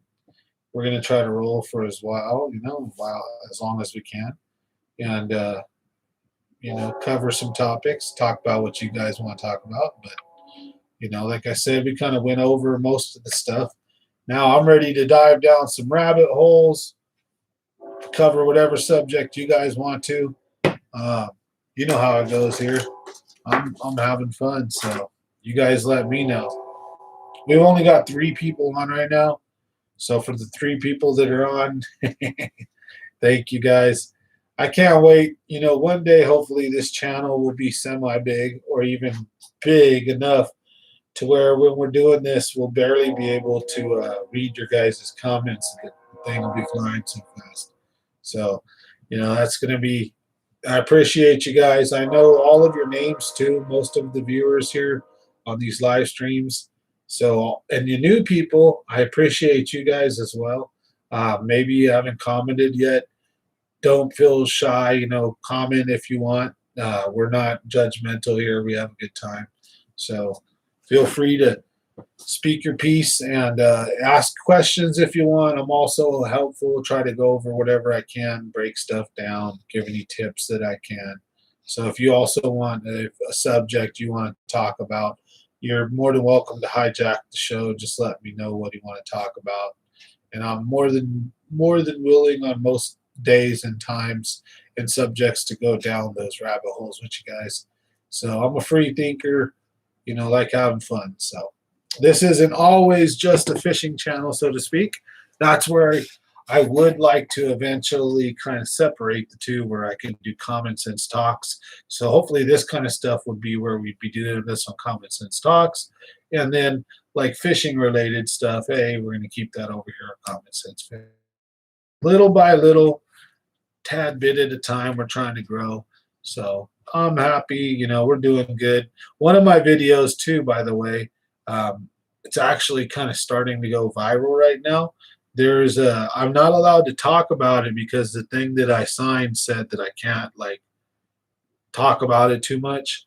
And so let's not give too much away, but say that a specific online media company reached out to me and created an agreement to share proceeds with me on my video, on one video, but I had to give over copyright to the company for that video, and but I can receive half the proceeds that are made off of it, and I get royalties or whatever.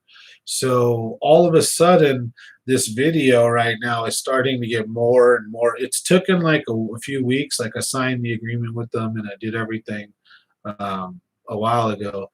But the video is starting. I can see it on the graph. It's gotten like 500 views just like in the last day alone, and it was dormant. Like it had been one view here, one view there, and after it had got a bunch, right? So it's pretty cool to watch that kicking into overdrive. So hopefully we're going to have some new, subscribers here. We'll see some new people, new faces. it's cool to see some growth. Like this, the guy that had the question about the striper fishing, that was pretty cool. We had Danny come out and offer a solution. I had an idea. So, pretty cool community here. I know when people, like most of the people here, you guys are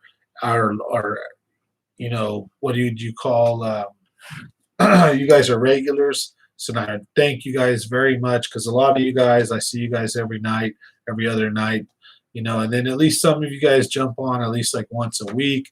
You try to make sure you catch them as often as you can. And I really appreciate you guys very much. You guys are the backbone of the channel.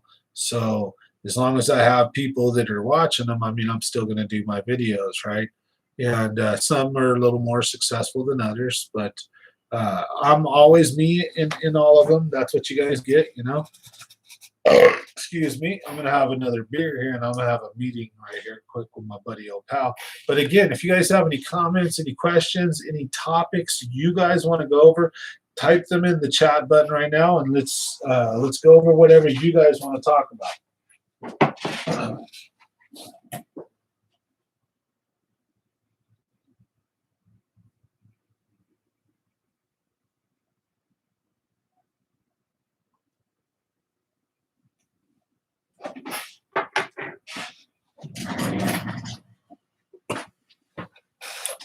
How you doing?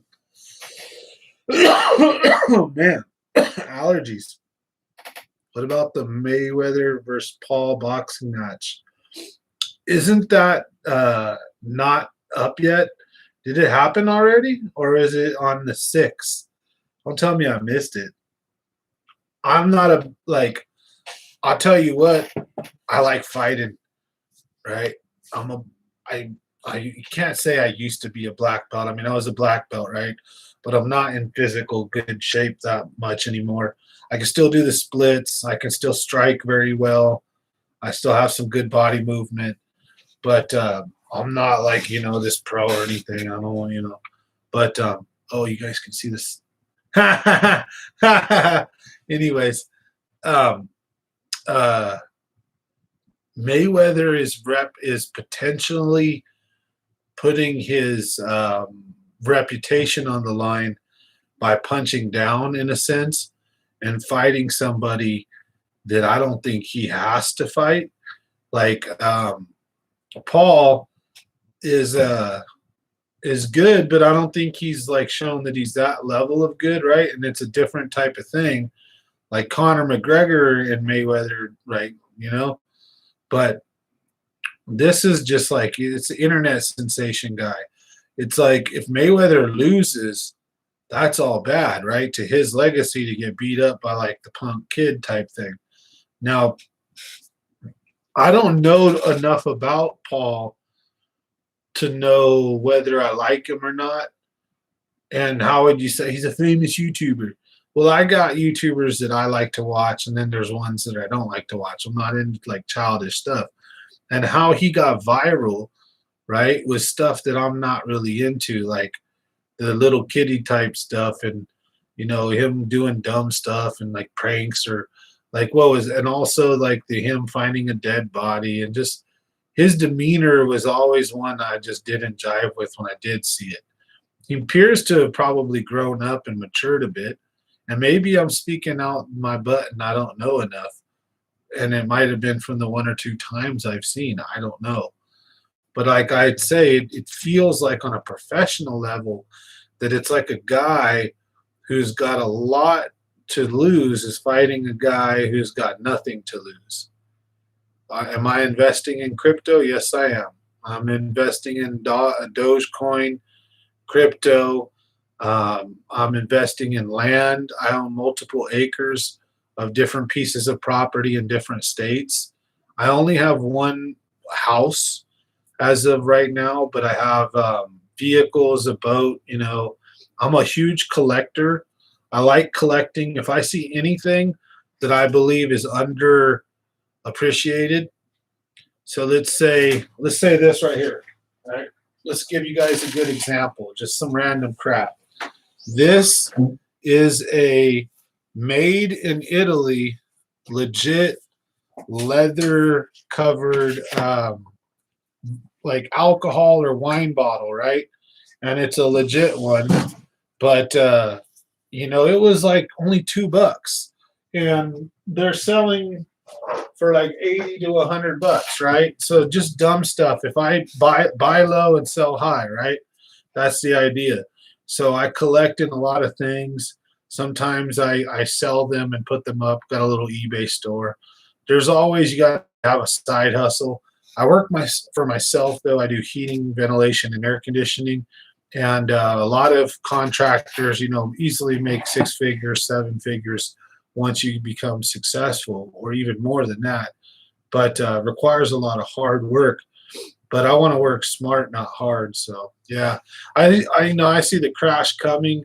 I wanted to put all my money into silver when it was $12 an ounce, because I knew that something like this was coming. Everyone told me no, and I bought a bunch and then sold it when it was like. I bought it when it was 12 and I sold it when I was like 18. I made some money, but then kicked myself in the ass now. So, yeah. I'm no Alex Becker. I'm no financial advice here, folks. Not trying to do all that.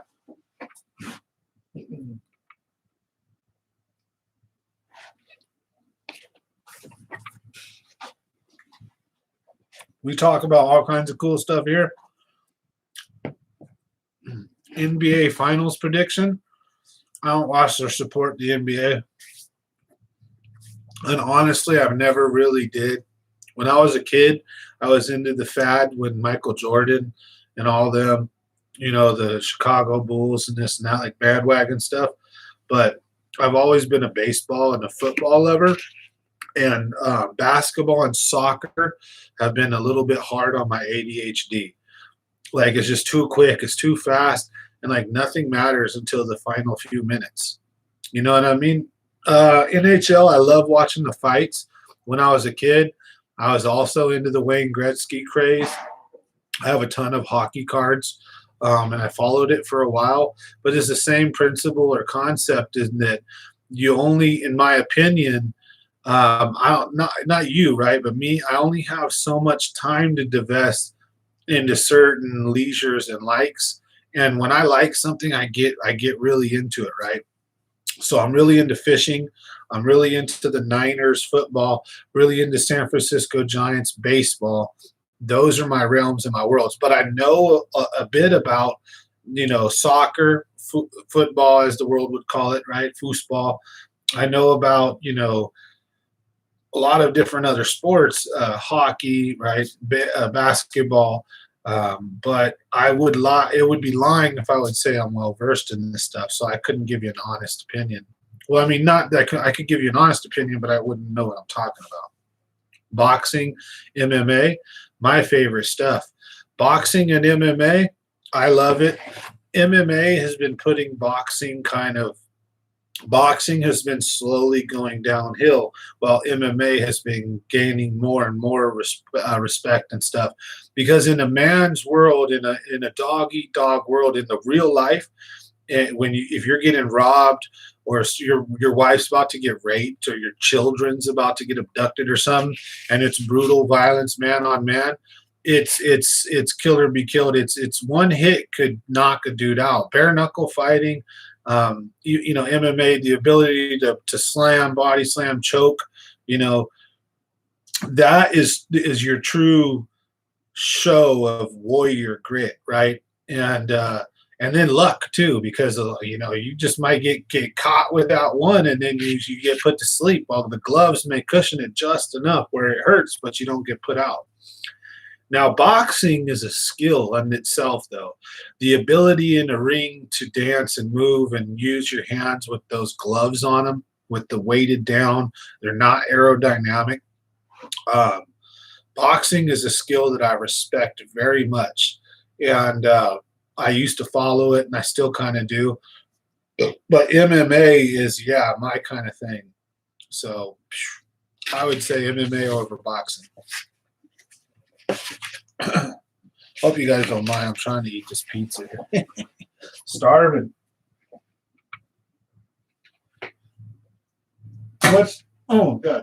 What's next, folks?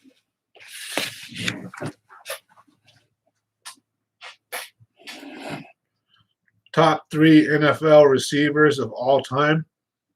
Okay. And favorite MMA fighters. Okay. So we're going to answer first. Top 3 NFL receivers of all time. In my opinion, one of them has to be Jerry Rice. Okay. And I want to say, without a doubt, Jerry Rice. Now, second, I want to say that I consider Terrell Owens to be extremely gifted, one of the best. It's like his team and the puzzle pieces weren't together, but his body, his athleticism, up until that last year or so, he was really good. But I would have to say Randy Moss would take my number 2nd place. I would say that you've got Jerry Rice, Randy Moss, and then 3rd place, I would have to say, grudgingly, that dude for the Chiefs, man, that he beat the Niners. That guy's got some speed, but I don't know. I haven't seen enough years out of him, right, to say greatest of all time. So we got Moss, we got Rice, we got Terrell Owens as an honorable mention. And why don't you guys help me come up with a 3rd? Because I can think of a few others, but it's really hard to put people in a category as Rice and Moss in that wide receiver range, because they're just legends among themselves, kind of like Brady and Montana. And I'll tell you why I respect Montana more than Brady, and I'm going to explain it. Okay, of course, I'm a Niner fan. I respect the older players 10 times more than these newer ones because the rules have been so wimpified. No, I don't want to see people with concussions and people hurt, but these old timers had it savage. You didn't get to whine like a little bitch and throw a red flag and ask for a replay and a rewatch this. The dude called a blatant interception, whatever the referee called it. You got what he called. There was no turning it around. Dudes got hit high and hard, pancaked and smashed, murked and killed on the field. Nowadays, it's still a brutal contact sport, but it's almost like ballerina, I imagine, what these guys have to go through compared to the old timers. So when you got Montana smashing and having rings like that and doing what he did in the old days versus when you have the cheating and you have the lip reading scandals and you have the deflation stuff, and then the team is kind of pumped up like the Yankees with just so much power. It's just like, I'll give him his honorable for sure. He's one of the greatest of all time, right?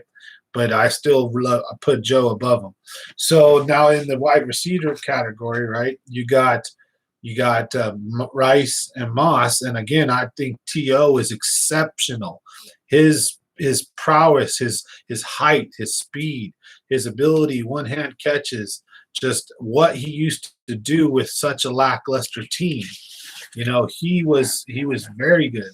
But what do you guys think? Who should be number 3 in that category? And then we're going to answer the other question.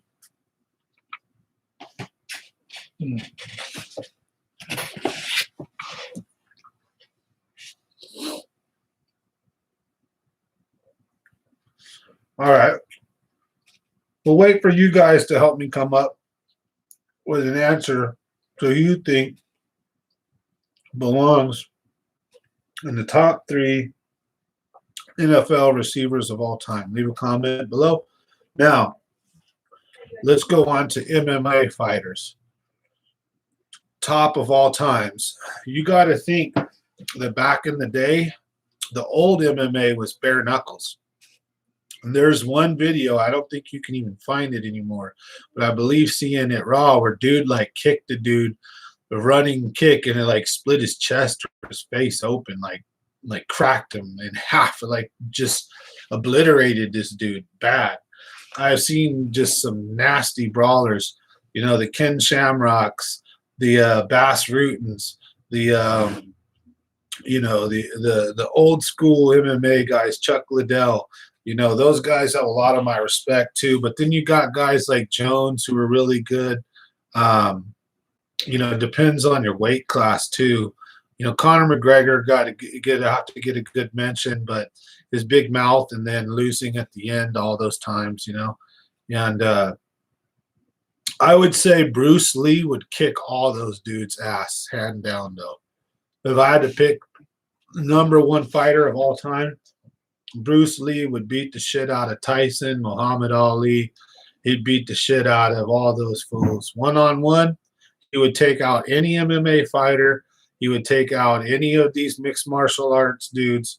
Bruce Lee would wipe the floor with him, hands down. In my opinion, from the speed and the video and the things that I've seen him do blindfolded. Wow, there's a video of him blindfolded with like one hand just beating this dude up and sweeping him and tripping him and slamming him. And this dude can't do nothing. Every time he tries to hit Bruce would like feel or know this stuff was coming and would block it and move. And the dude was like magic. So I would put Bruce like he's Chuck Norris, man. He beat Chuck Norris up. Bruce Lee's above Chuck Norris, so that just explains it all. He's too light, yeah, but he knows how to hit the technique. See, the problem with a blow, when a boxer throws it, when anyone throws it, I'll tell you, I'm a black belt. This is why there's a specific blow you can throw in, two of them, and they're basically deadly throws. They're deadly blows. I'll explain it to you right now. You can look it up, prove me wrong, make fun of me, call me an internet ninja, whatever. But I'm going to teach you guys how to kill someone right now. Probably shouldn't say that. I'm going to teach you how to defend yourself in a situation that was deadly and you need to put an assailant down where you may need to die, or the strike needs to basically just put this person out of commission. There's two ways, okay? Well, they all the same way. Now, whenever you hit someone, right, your wrist, your elbow, and your shoulder and your whole body act as a shock absorber. So, boom, right? So even if that's solid, boom, right? Boom. And first of all, you always want to hit with these two. You don't want to hit with the whole knuckle. You don't want to hit with these. You don't want to hit with these. You definitely never want to hit with this. It always needs to be these two, not just this one. It needs to be these two, and I'll explain in a bit. Now, and another thing, if you've ever seen Bass Rutten fights like this, right? So what happens when you swing and when you hit someone, what happens is your wrist and your elbow and your whole body is absorbing a lot of that actual physical violence, that force, right?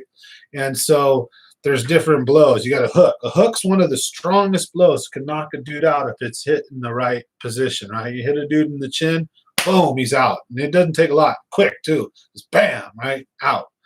Now, if you, like I said, you want to kill somebody, like if you have to defend yourself, again, I probably should YouTube. I'm not trying to teach someone how to kill someone. What I'm trying to do is teach someone how to defend themselves in a situation. If a guy has a gun, if a guy has a knife, if you're going to get jumped and there's a big group of them, you can't run. All right. This is why I'm repping Bruce Lee. Okay.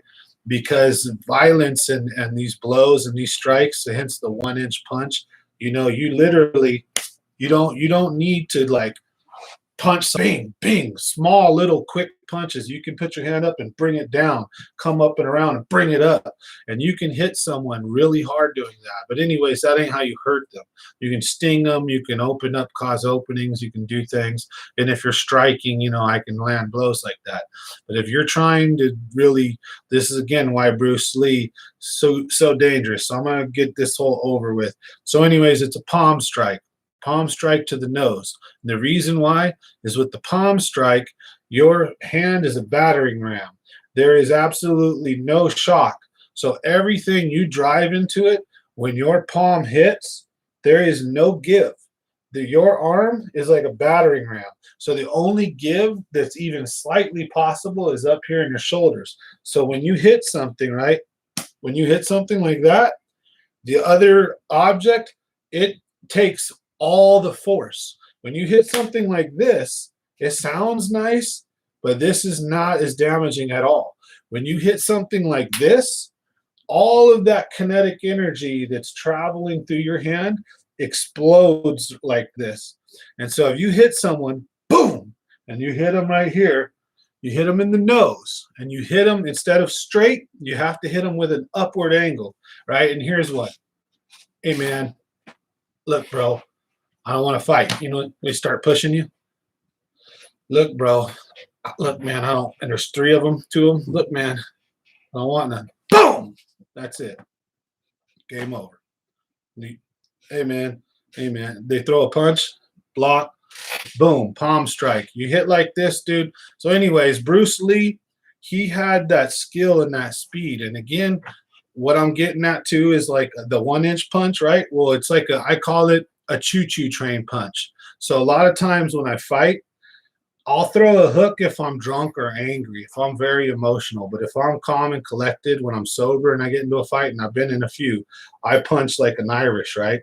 So what happens is if the guy starts throwing punches at me, I'll duck, dodge, move, but I'm also using my hands like this. And they're just simply swatting. They're just simply moving, and they deflect. So you punch, I deflect. And then when I move, just that quick, boom, that's it. You're out. Or what you're doing, you're going to get hit really hard. It's going to send you back. Then my next one, my first one might be like this. Look at like that, right? Just a boom. Because you're trying to punch me, I'll let you throw first. So you throw first, I'll block, and then it's just boom, one quick one. Then I'll step back, or I may not even step back, just throw it and pull back like this. And when you're opened up, the next punch is like this. It's a battering ram. Boom, just like that. Straight on. Boom, like that.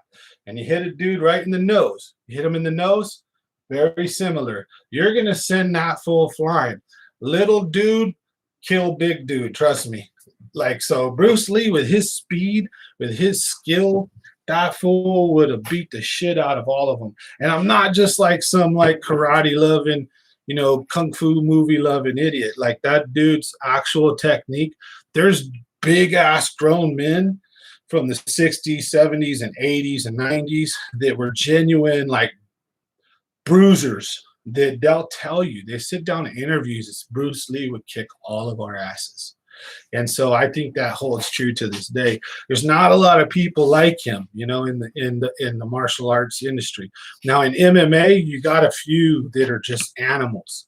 So there's some pretty badass dudes. I like the MMA. You see me getting all fired up and excited. I like physical stuff. Again, I did used to be a black belt. I don't want to. I'm not a big fighter. No, I'm not trying to brag. I don't want to get into a fight with anybody, right? I don't like that kind of shit. I'm super peaceful. I'm a big teddy bear. I only learned to fight because I used to get bullied and messed with when I was younger. And then also, I used to watch enough karate movies, so I tried that palm strike on somebody, and it actually worked. And they had to do brain surgery on him, and his nose exploded like a shotgun into his face, and his bone fragments were 1 hair width away from his brain. And they had to do surgery, reconstructive shit, and everything. And it was just from this. It opened him up. It opened it like a VJ, just like that. It looked like a rose in slow motion. I could see the bones crunching, blood everywhere. He convulsed, was frothing. It's just scary. One of the scariest things I ever witnessed as a kid, and to this day, even traumatizing a bit. So after that, they said, we're going to put you in martial arts, and if you ever hit someone like that again, and blah, blah, blah, blah. You know, I think they're trying to scare me, so. But anyways, they put me in ROTC. So I used to go marching around and doing push-ups and learning all the military stuff. And then I was in a martial arts training. So it was fun. Had a great time. So I hope you guys don't mind our little sidetrack down memory lane. I got all excited. Probably lost everybody going off. But anyways, you guys brought it up. So sorry.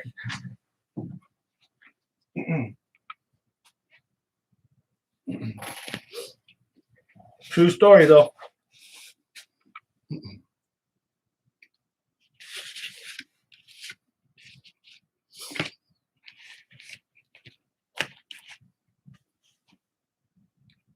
Wish I never did that, but can't take it back now.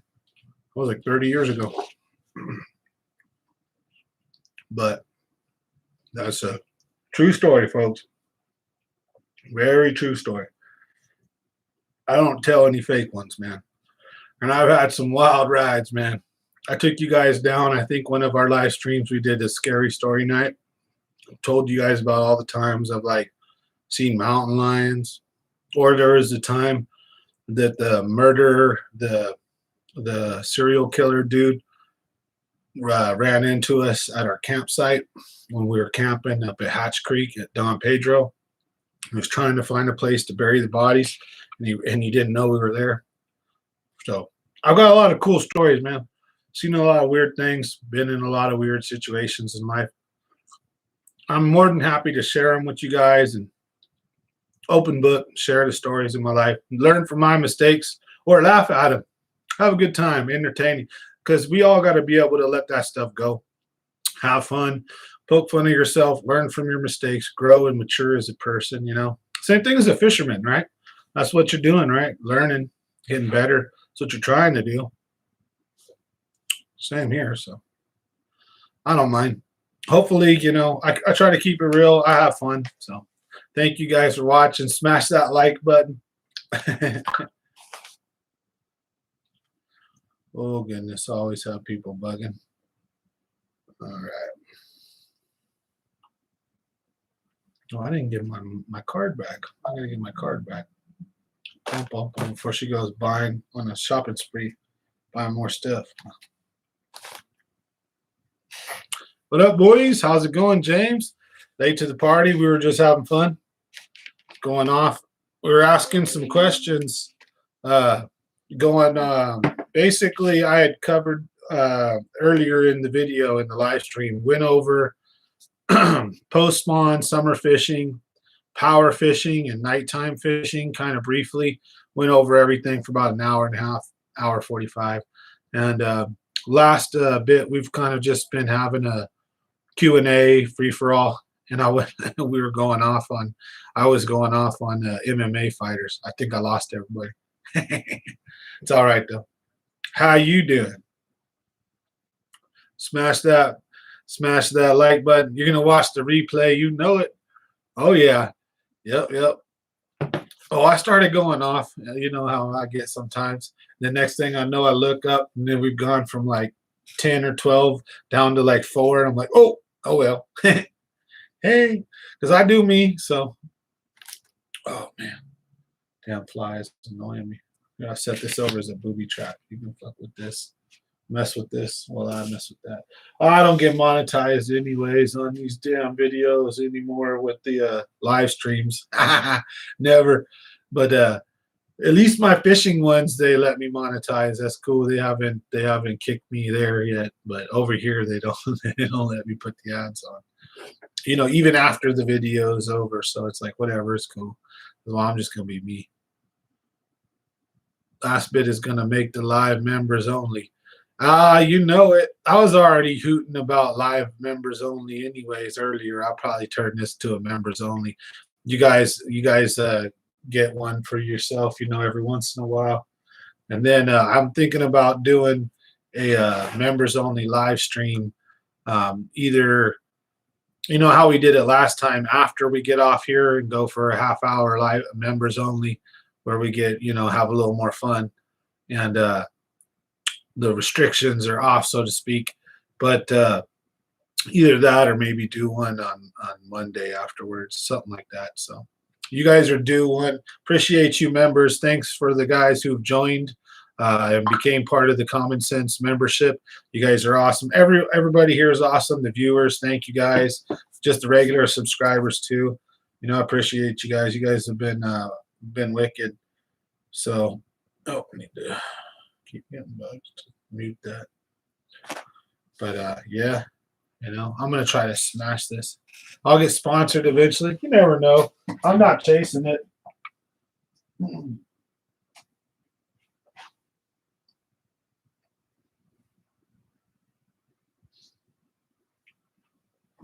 There's a very big noticeable difference though between my live streams and between my fishing content. So my fishing content gets way more viewers, and they'll monetize it. So the live streams, this I get more like if I ever get money, it's basically when you guys decide to sign up and join the membership, that helps support this part. And then super chats, when people super chat and do stuff like that. Otherwise, they don't let me get money here because I think I talk about too much crazy shit and I drop curse words every once in a while. Yeah, fuck it. This is gonna go members only. So, anyways, yeah, Casper, all the whole stuff. The Reggies, you know what I'm saying? But so if the sponsor ever seen this stuff, they'll be like, what the hell? But that's why it goes members only, usually if we get in the weeds. But in the rabbit hole, so to speak. But and that's where James usually loves to try to steer us. Ain't that right, James David? You see that damn rabbit hole, and you're always trying to grab the wheel and go right for it, aren't you? You're like yelling Ram Ranch the whole way. Yeah, baby! O'Doyle rules. What up? What up, Sambo? How do you like Trey Lance? Is that like a loaded question? Who's Trey Lance? I feel like I'm missing something here. Uh-oh. I'm burnout.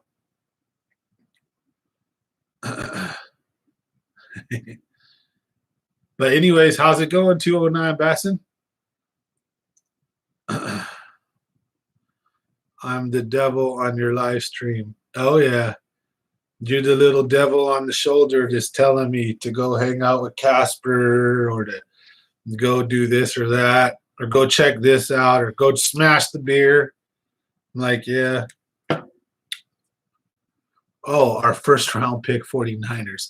I didn't get what you were talking about for a second there. I was thinking like you were talking about like Trey like a 3 and then Lance like I'm like the Trident. I'm like thinking of a loaded question like Ram Ranch. I'm like, is this some weird website you're gonna send me to?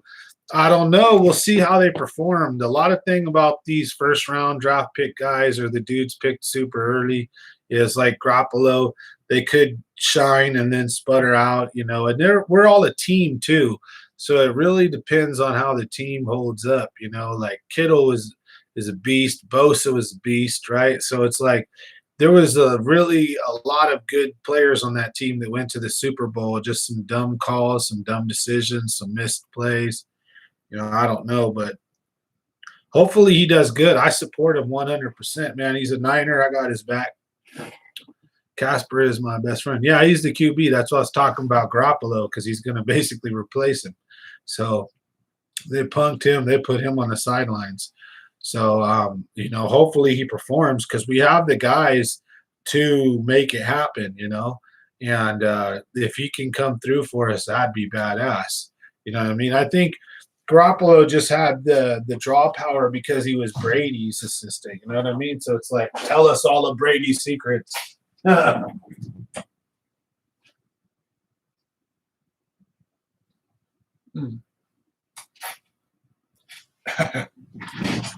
Casper.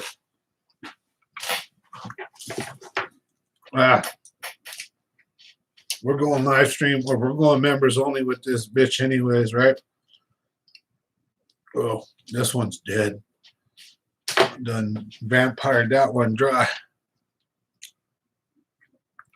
Oh yeah. But yeah, I think he's gonna I think he'll hopefully do good. We got a good team. We just gotta make it happen. Hopefully we're gonna go to some games this year. You guys will see me at some Niner games. So I'm stoked. Yeah, pizza, Little Caesars, like wah. At least I got some beer though, right? Got some good beer. I didn't get too killed today too in the heating and air game. I got off at a reasonable time. I have a big job though I got to do like Monday or Tuesday, but whatever. At least I have the whole weekend off, so just spend it with the family.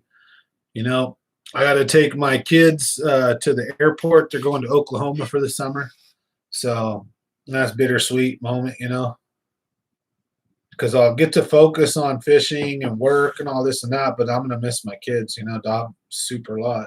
I love them, but so that's what I got going on. So next week's gonna be super hectic, but this weekend we're gonna be going to that like we're gonna have a barbecue. We're gonna go to out at Lake McSwain. They have a floatable bounce house like maze thing, where it's this big old giant like inflatable park on the lake.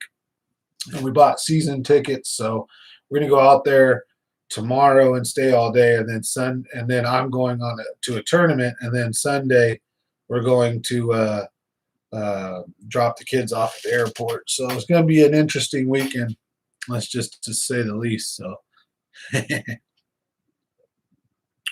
is gonna be a running and gunning weekend. I'm not gonna have no sleep this whole weekend, so I gotta make sure Monday I don't book anything in the morning. That's for sure.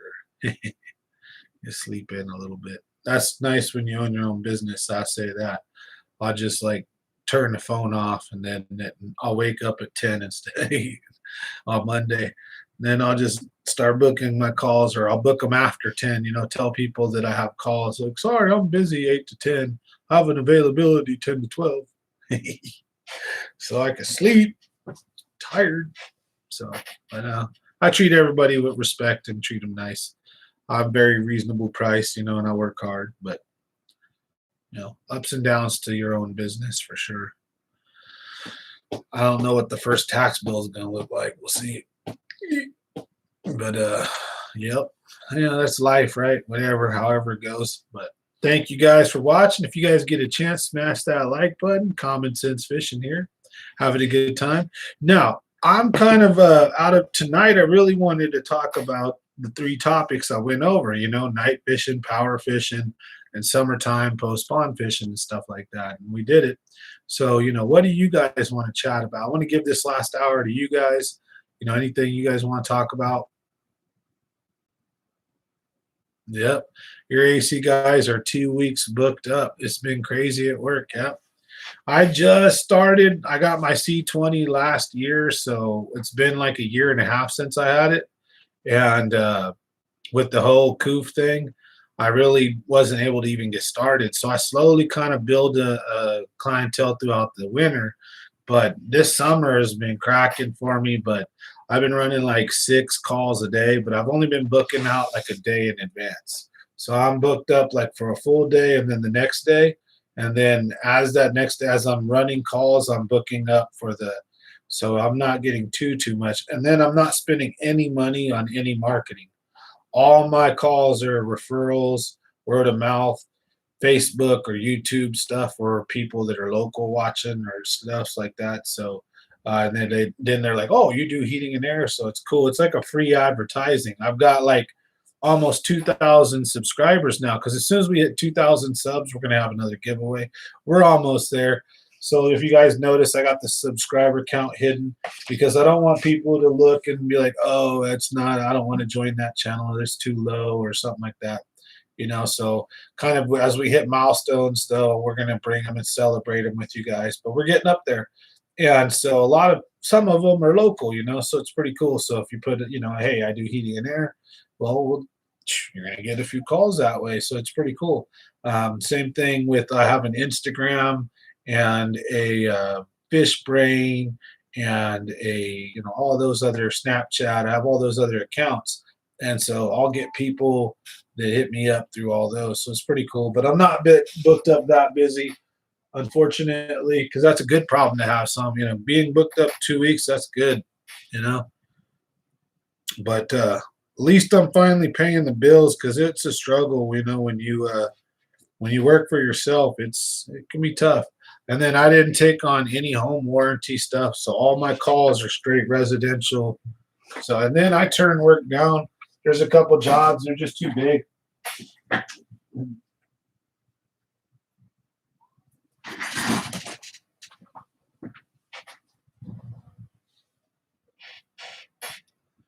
Excuse me, guys. Last bite of pizza here. Try not to be a pig on live TV or video for you. But I'm starving. I haven't ate since like 12. Excuse me. And that was like the only food I ate all day. running and gunning, fixing air conditioners, TXVs. Oh, nightmares. Attics. Oh, goodness. It gets hot.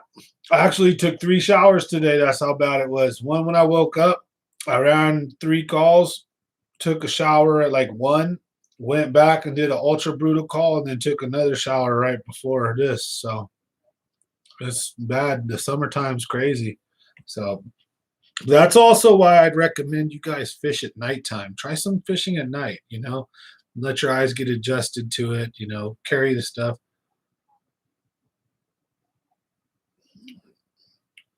Oh, yeah. We have a bunch of like old school train units. Yeah. So every year you guys get the angry residents. Yep. Yep. I know how it is. What I get, see what I get is I get the weirdo who's called 17 air conditioning companies. And then I have to be the one to figure out what no other person can figure out or do the problem no one else wants to solve. And for example, I'll give you a real quick boil down of one. Hopefully, we don't lose everybody without getting off in the woods. So I got a package unit. I go out there. I could tell he tells me there's been like 3 companies out in the last 2 weeks, and they've each charged them random amounts. Nobody could fix it. They said it, but and then they left. No, it's still not working. And I get there, temp split, meaning how cold the air is coming out. It's 55 or 50 degrees cold. It's like 80 degrees going in. Temp split's really high. It's super cold air, so you think it's working, but the air's barely coming out. So you think something's plugged. So we'll open the filter. Filter was dirty. Pull the filter out. Get up in the unit. Open it up. Evaporator coil's clean. Blower wheel has been cleaned by the last few techs. No one can quite figure it out. They changed the blower capacitor. And I get up and I notice right away, okay, so I said if the ductwork is crushed or if the plenum, if there's some kind of blockage of airflow, I'm like, I can tell with either a static pressure test or I could just do this. So I take the 2 backs of the units off the 2 doors and I open them up and I notice that one, the return isn't sucking very hard and then the supply isn't blowing very hard. And I look and I see the blower running and I got it on high and the amp draw is fine, but it's not running fast. I know what a blower looks like when it's running fast, shaking and spinning super fast. And I'm like, oh, I go, this blower needs to be replaced. And so they just needed a blower. Their dual capacitor blew out because they left the unit running. When I had to get the blower the next day. So, but anyway, something simple as that. 2 companies couldn't figure it out because everything was working and they were scratching their head and they're like, well, this is working, that's working. Why is it not working? Because they couldn't figure out that it wasn't working correctly, So now it's an easy one, let's just say. So there's a lot of them I go to that are TXVs that are bad that companies couldn't catch or they didn't want to replace it because they're scared of welding it or whatever. Yeah. Flux capacitor, you know it. We're talking HVAC, heating, ventilation, and air conditioning, capacitors, contactors, relays, and control boards, compressors, condensers, evaporators. Sorry, guys. Hope I don't lose anybody here. We're having a great time. Just BSing real quick about some AC talk. Now, anybody want to talk about hitting 88 miles per hour and going down some crazy road trips? What's up? What topics you guys want to talk about? I appreciate you guys. You guys are awesome. So let me know. We're just shooting the breeze here because earlier we went over all kinds of stuff. So there's just loaded with fishing information in the first half. This last half here is like always rabbit holes and jokes and fun. So thanks for watching. Smash that like button if you get a chance.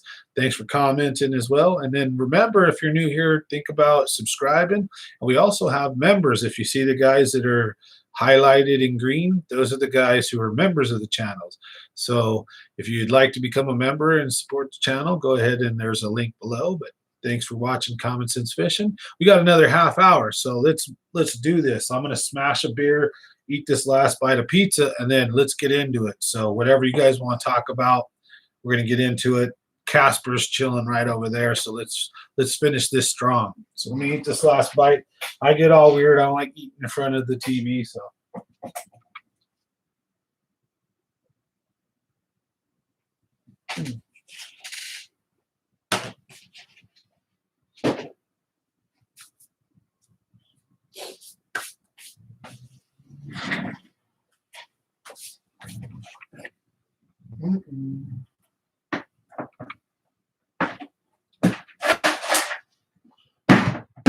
Yeah, baby. How you doing? Okay. So we were going about HVAC stuff there for a second. Flux capacitors and all that. TGIF again for like the 7th time. Probably last time I'm going to say it tonight. Maybe one more time. But stoked it's Friday. How you guys doing on this beautiful Friday night? Hope everybody is safe and doing good. Hope your guys' weekend is well and blessed. And if you're fishing, hope you guys catch some fish. I'm going to be doing family stuff. I've got a tournament. Got a lot of crazy stuff going on. So excited to see what's going to happen. I got this one annoying fly. I'm going to freeze your ass out. So I turn the air conditioner on. You will stop flying. Watch. I'll make it cold in here. That sucker will go straight to the roof. Be like, ha ha, punk. Then I could kill him. One stupid fly. TGIF, right? Thanks, 209 Bassin. TGIF. Excuse me. Always good to enjoy the weekend. I'll tell you what. So looking forward to a nice, peaceful family weekend out at the lake, barbecuing and swimming. And then from there, I'm going to be immediately heading up to Lake Don Pedro to fish a tournament. And I'll be in the back of someone else's boat. And it's the Ambassadors Tournament, 7 to 7. So I'll be hanging out in the back of somebody's boat, trying to see what we can do and put together. We're going to have some fun. I'll try to bring you guys that video. Hopefully it'll be good because we're going to have a couple hours of afternoon light and then a couple hours of morning light from like 5 to 7 in the morning, right? So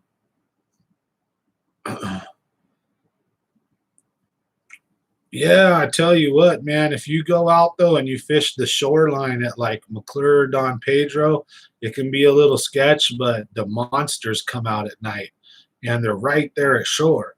So they're super easy to catch with square bills and like little jigs or bottom bouncers and things. And you don't even need to cast out far. They're all right there by you a lot of the time.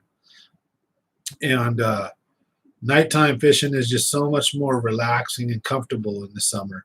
It's just at night, it's like a perfect 70 degrees. It feels like a perfect tropical, like you can chill with your shirt off and just be bum happy, comfortable, like a bum in San Diego, And so at nighttime fishing is just so much more comfortable. There's some problems though with you can't see, depth perception, the shore, any kind of snakes or whatnot, at night. So there's some issues for sure, but they're well worth it because I want to say that I've got multiple double digits at night now.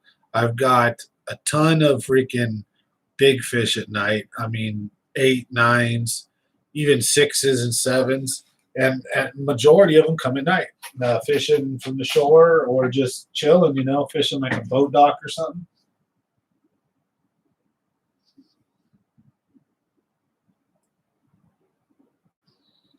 So a lot of them, they come out at night, man. I'll tell you what. The big girls, the really big girls come out at night. So you want to catch the 10 pounders and 8 pounders, my biggest advice would be do it at night. I mean, that's my honest opinion, like 90% of the time. The only time is other than spawn. Even in the winter sometimes at nighttime is better, believe it or not. It's crazy. I've caught some monsters in the winter at night. Yep, bluegill. It brings bluegill, it brings crappie, it even brings little shad. Like it brings anything that's small and a bait fish. Like it brings stuff to the dock right there, brings them out. I don't know if it brings shad, but I know it brings bluegill and crappie for sure. And the big monsters definitely come out. So, yep.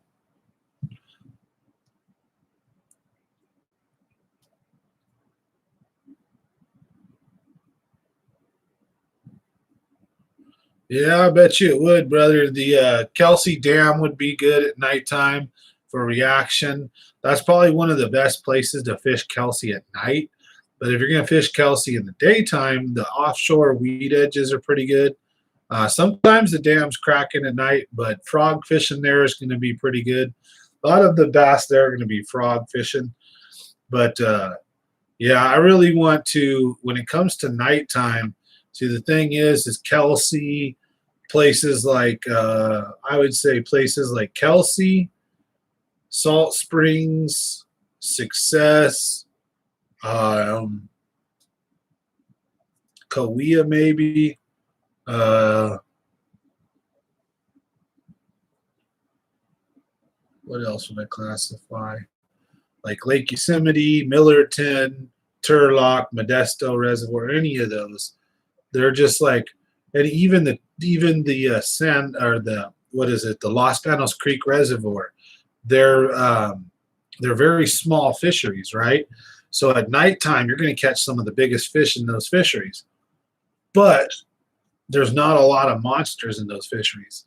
If you go somewhere like the Delta, oh man, at the Delta at night, the Delta is probably your top place to catch a big bass at night. Now, there's a lot of drawbacks and some scary situations in the Delta. In the Delta, there's a lot of crazy folks. I don't recommend shore fishing the Delta at night. Stockton can be dangerous. I recommend you being in a boat. And then there's a whole nother set of issues with that. If the current gets to ripping, you're trolling more batters, you have any issues, you're not going to see things, and you can get smashed into stuff real quick. The Delta is, however, I wouldn't be scared. You just got to, with that in mind, be prepared. But the Delta at night is, in my opinion, probably the biggest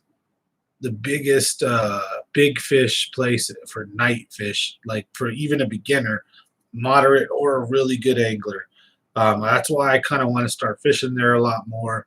But I'm doing it in the daytime so I can get some good footage. The problem with me is like I want to do a lot more night fishing, but the daytime you can't get any good footage, so it's a double-edged sword. So I know that I'm going to probably have better time. I'm probably going to catch more fish. I'm probably going to at least be more comfortable, right?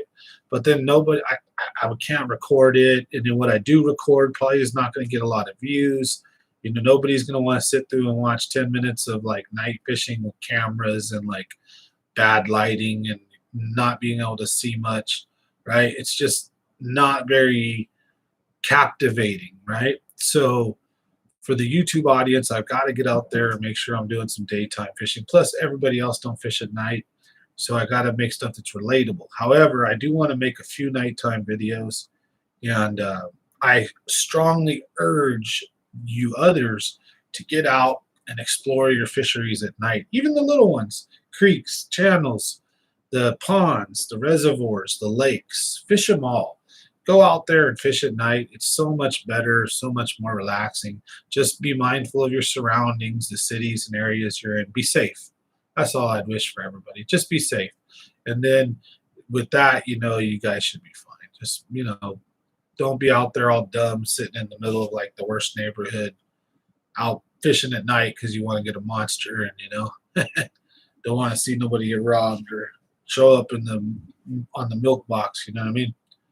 So, but yeah, nighttime. And RC's right. I mean, yes, I thought it would do shad, but yeah, you put a light up, set it up on the dock, and wait about an hour or so, and then come fishing.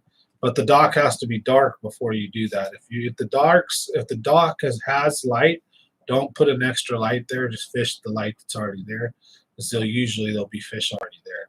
And a lot of fish pull up under marinas and docks at night for that very reason. The docks always have lights on them at night for like visitors or people that own boats or that are part of the associations, right? That come out when it's closed, right? Who have keys and whatnot. So there's safety wise, there's lights all over the docks, right? And so that attracts bait fish, which attracts bigger fish. So marinas and docks will hold big fish almost all the time, even in the daytime.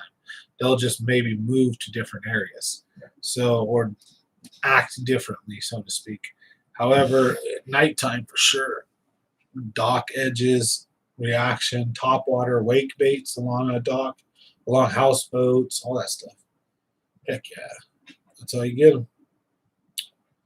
All right, smash that like button if you guys get a chance. Thanks for watching, and comment below. We're hanging out. We got about a half hour to go before we're going to get off tonight. And then sometimes if we get enough people on, we'll roll and we'll keep going into the middle of the night, right? As long as you guys want. But for now, it's looking like we got about a half hour left. Any topics or questions you guys want to talk about or go over? So if you guys get a chance to watch the replay, we talked about a lot of stuff. But this video is probably going members only afterwards. So I throw them a bone every, try to throw them one every 2-3 days. Make sure there's a video for my members only. And then all my regular videos, they get them early. So they'll get them a few days before everyone else gets to see them. So for those guys, I want to say thank you. So we'll switch this over so you guys can watch it under replay.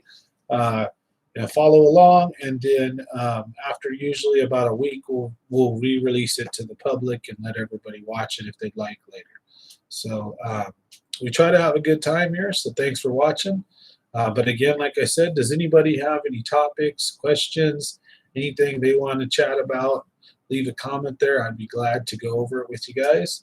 So we've been talking night fishing, power fishing, shore fishing, summertime fishing, reaction, stuff like that. And then the last hour, we went down a rabbit hole or two, so hence why the members only. But and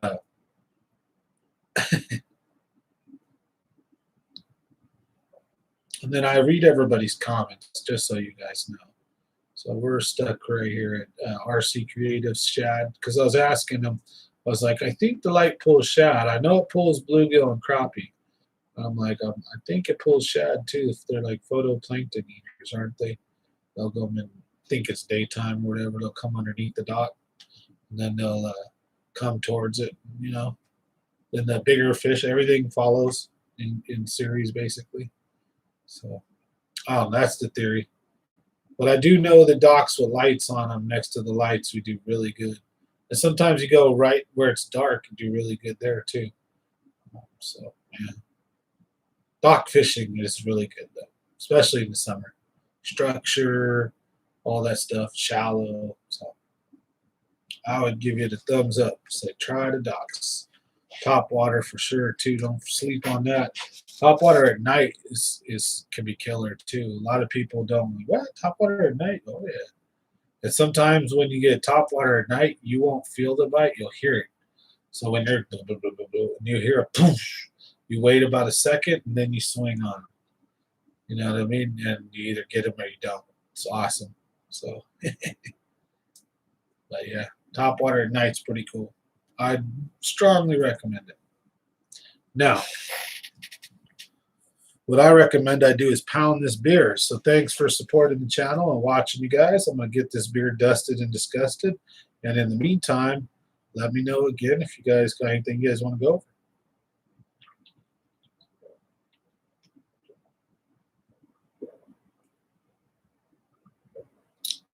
Oh. Excuse me.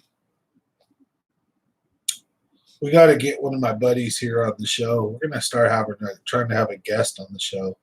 I got to book some homies and be like, I'll give you some lures or something. Come hang out. Find somebody.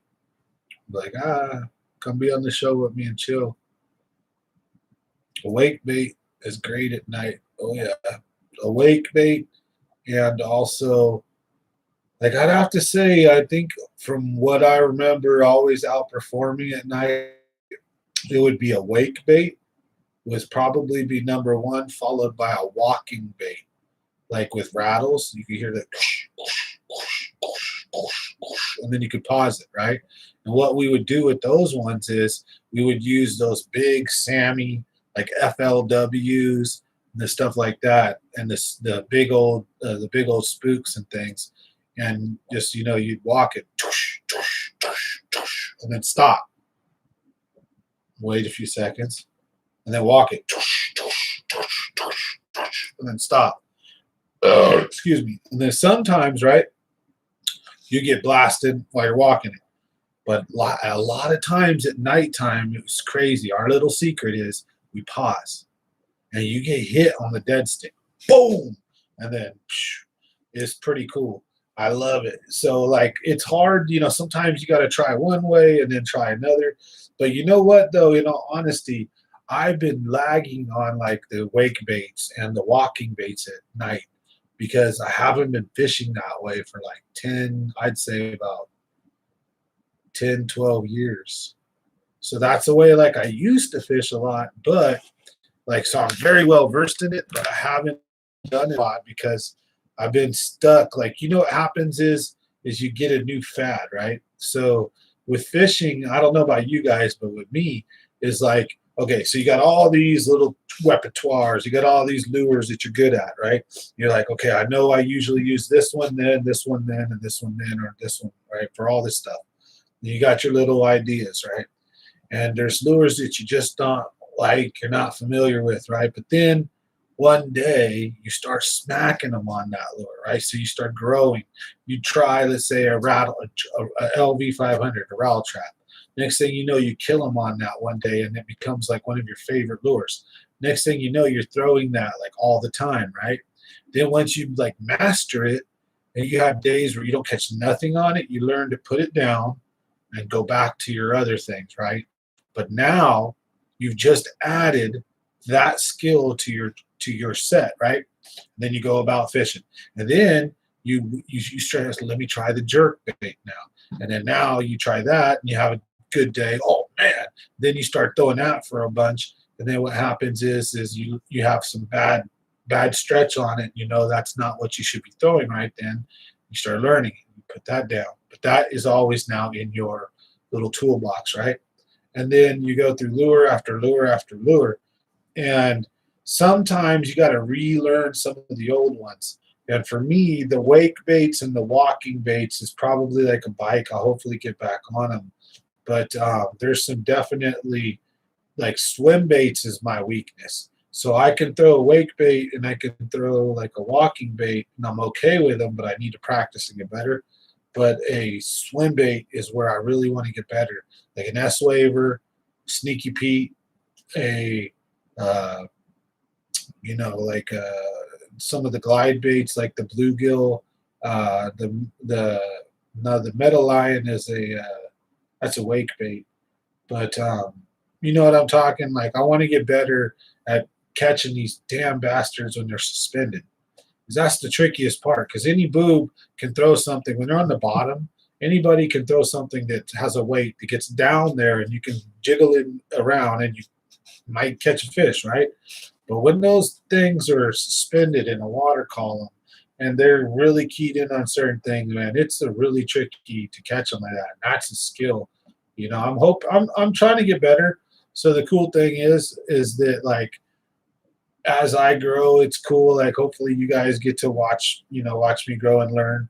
And so, like, I'll admit, and I always tell people, like, I'm not a pro, I'm not a guide, like, I'm not this know-it-all. I'll tell you what I do know about what I know, right? And what my ideas and theories are, but I'll never come across like it's how you have to do it. Now, I'll give you guys my best tips and tricks. I'm open, but again, I might be wrong on certain things, but I'll never act like I'm for sure right. You know what I mean? Because that's cool. I love seeing how everyone else catches fish. One of my favorite things to do is I like fishing with new people. And the cool thing about that is it opens up seeing different people's like techniques and tips and tricks and like what they do. And then when you put all that together, it helps you. But with all that being said, dude, there's times when you're out on the lake and you think you know all the shit, and you got like your jig, you got your swim baits, you got your top water, you got your this, you got your finesse, and like you're trying every damn lure that you can, and you still can't catch a fish.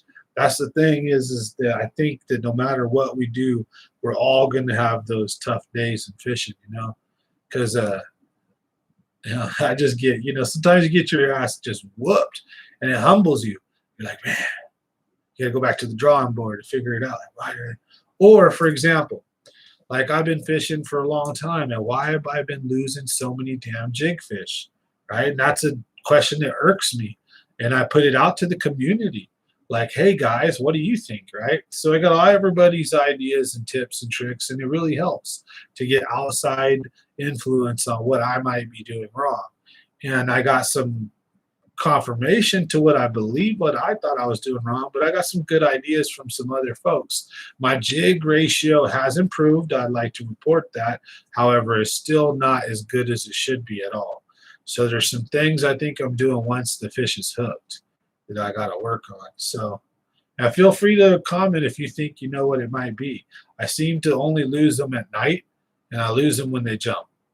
And I think it has something to do with the fact that when I'm fighting them in a day, I think there's a difference when, like when they're running and pulling, I may not be reeling as much because like on a bait caster, I'm not using my like on a spinning rod, I might have my drag set, and if I might just stay reeling, and then if the fish makes a dive, he just pulls drag, right? And I'm just still reeling, so that when he jumps, I'm still reeling, right?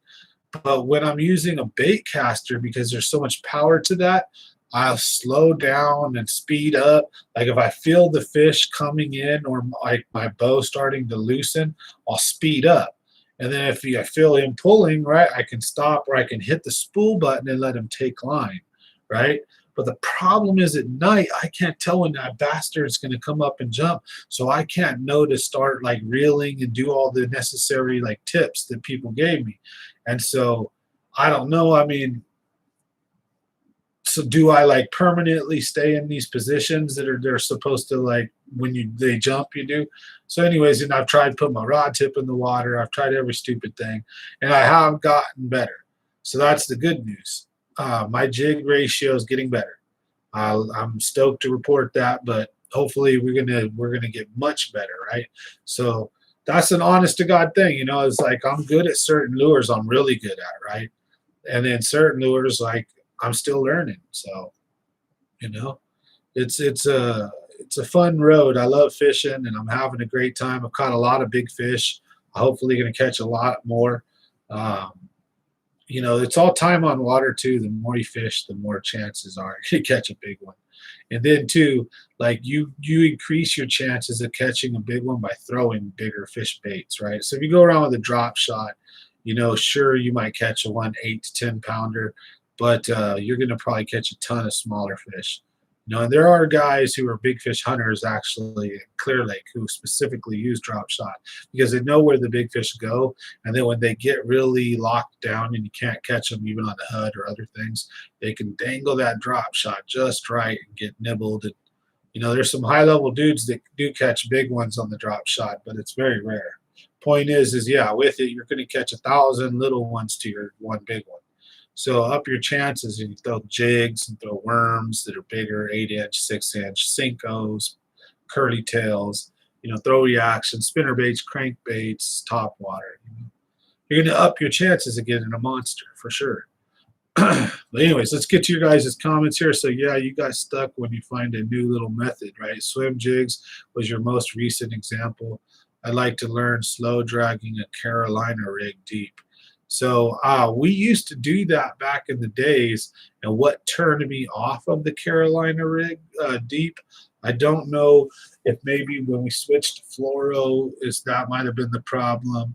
I don't know what it is about these lakes, but the problem would be that if your weight wasn't fully on the ground and you got a bite and you set the hook, your line would kind of be in a V like this, right? And so that weight is falling first and the bait's up here, right? And let's say it's not on the bottom yet, so there's still like that in it. And you get that bite and you go to set the hook, you got to kind of do that before you get that going on. And with depending on the leader and the weight, there's kind of a delayed snapping reaction. And I think that fish, depending on it, can either A, feel it and spit it out. But really what happened to me is that action, like if you've ever took a belt and you've had a loop in it and you go, right? And it makes a snapping noise. Like what's happening is you're putting like super tension on that. And I've snapped off a lot of fish on the hook set. So I got all angry and I threw the Carolina rig out of my box of skills that I do, which probably was not a good thing to do. Is in hindsight, right? I was younger.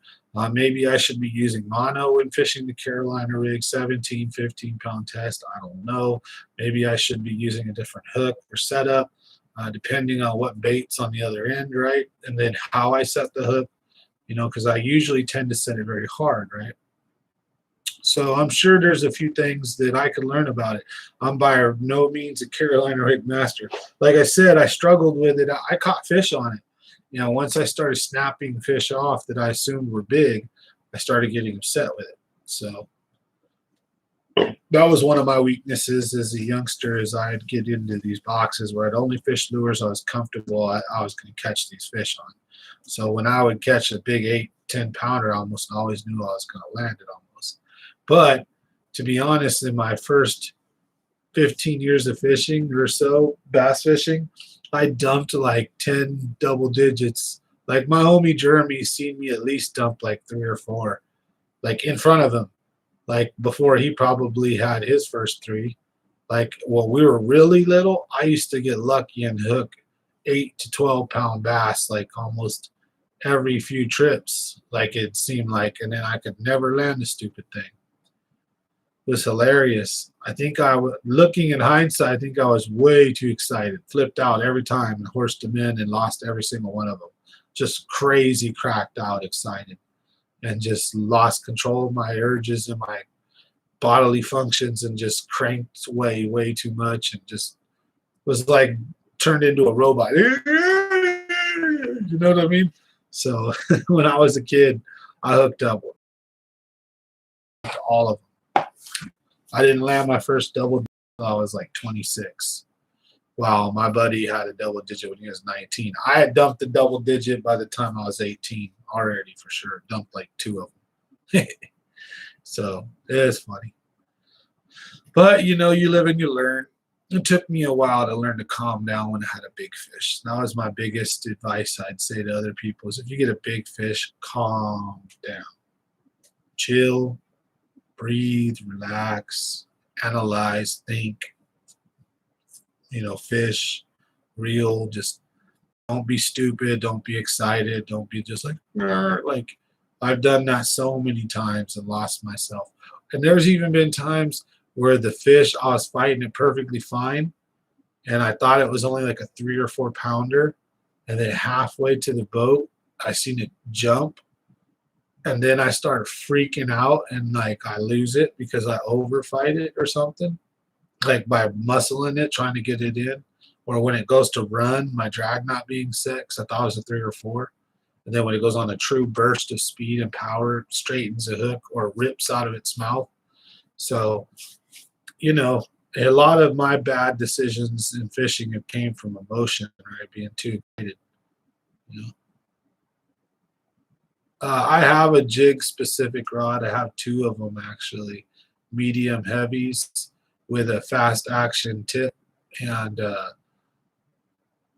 one of them is a medium heavy fast action tip. I have another one that's a medium heavy, so like one's more of a spongier tip and one's more of a little bit harder.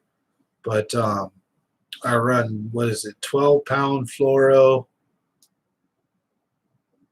medium heavy, and I've got an 8.51 and a 7.51 reel.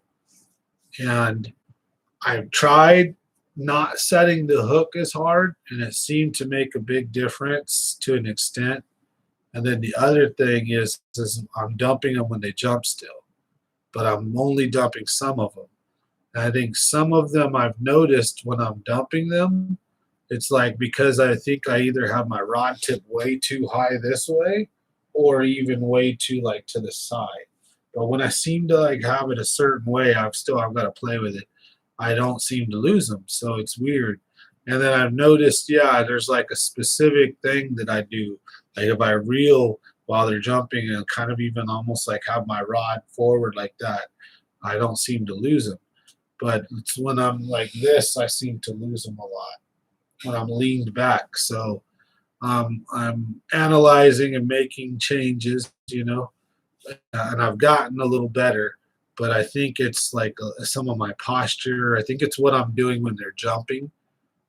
It's something. There's something I'm doing. You know what I mean? That it's costing me fish because I think, and I solved I think half of the problem with the hook set, and then the other half I think is when they're jumping. I think it's because what I'm assuming, what I'm trying to do, is lean back so that as it jumps, I'm trying to like pull the fish back. But a lot of the time, my reaction speed isn't as fast, right? So the fish jumps, and then I kind of lean back, but that's already put my pole so that that doesn't, right. But if I have my pole kind of forward and I'm reeling, see if I'm back like this, I don't have much leverage, and my pole is weaker, right. It's more if I have it more like this, right, it's more of a, there's more strength in it, so I don't want to snap, but I think I'm going to keep that line tighter versus if I'm like this, right? If I'm back like this and my pole's like this, and then the fish jumps, I think that has a much more chance of popping that jig out of the fish's mouth. So in self-analyzing, I honestly think some of the biggest mistakes I'm making jig fishing is leaning back when they jump and slowing down, kind of like to check, like kind of freezing up. Or even if I do kind of keep reeling and analyzing, I think when they jump and I'm going like this, so I'm like I'm trying to keep the line tight, and by doing all this crap, I'm pretty sure I'm messing up the leverage, the science of it. So I think I need to kind of maintain that forward position and a specific pump on it when I think they're going to jump, especially when I don't feel them diving. If I kind of feel the fish not necessarily fighting and the rod tip almost rising, then I know to pump on it, That's what I'm going to try. And I'll report back to you guys how it works. So smash that like button if you guys get a chance. Help support the channel. So, but I'll let you guys know how it goes. I got a tournament this weekend. I fully plan on the jig being one of my tied-on lures, as well as a couple other go-to lures. So we're going to let you guys know how it goes. I practice what I preach. So I'm going to have a reaction. I'm going to have top water. I'm going to have some bottom bouncer stuff like jigs, Ned rigs and stuff. Even a drop shot if I have to. But to try to catch bigger fish, I might drop shot an 8-inch worm, power shot. So a 10-inch worm, Texas rig, big old 5/0 hook, right? Power shot with 15 or 12-pound test. So doesn't necessarily, but it could still be in the drop shot fashion, anywhere from 50 to wherever, right? So dude has live scope, so we're going to try to play that to our advantage. I'm going to do a lot of different things. So I have my rods, I have my gear selected. I think I have a decent game plan. I think the fish are going to be, and let me give you guys some of my advice. I don't know if it's worth it or not, but I mean, like, I think your main target when you first get to the lake, right, in a lot of instances, is your first thing to figure out is, are the fish on the bottom or are they suspended, right? Like, what are they doing? And I think a lot of times in the summertime, it's not safe, but we can assume things, but sometimes fish break the rules, right? So one of the golden rules, so to speak, is when the lake is dropping, fish pull out and they suspend. When it happens, they can be a real pain in the ass to catch. So you got to pay attention, use suspended lures. There are certain lures, even bottom bouncing wise, that you can use, like a weightless Senko, that you can eventually get to the bottom, but you can let that thing slow fall. So eventually, if it's going through a school of fish, it'll get hit, or might. So there's some tricks, there's some things. So I'm going to share with you guys that my main goal then is going to be to try to figure out, can I get fish on the bottom, or can I get them off the bottom and moving? So swim jigs, swim baits, spinner baits, crank baits, top water, that'll be your searching baits, right? While your bottom bouncing baits may be Ned rigs and jigs, and then tricky things like drop shots and power shots, right, with 8-inch worms with a bigger hook. And so there's, and you only need about 4 or 5 rods to use that you can cycle multi-purpose. You just got to retie. And I know that takes a while, but I'd rather do that than have like 15 rods that I've got to try to struggle with and fight with at night, and then remember to put my lure all, and then try to untangle. It's like I'm gonna have like the 18, like my best stuff, like where I know, okay, this is what I'm going to use. I'm going to fish. There was that one. I'm going to use this stuff. I'm going to fish this way, and then I'm going to adapt. So if it doesn't work, then I'm going to try to change. So it either works or it doesn't, right? So yeah, I'm gonna have fun. So got a lot of fun stuff coming. Hey, Pops, thanks for joining on tonight. So if you guys get a chance, smash that like button. We're about to get off at 9 o'clock, but I don't mind hanging around a little bit longer. Does anybody got any questions, any topics, any things you guys want to go over before I take off for the night? I am going to turn around and make this a members only video.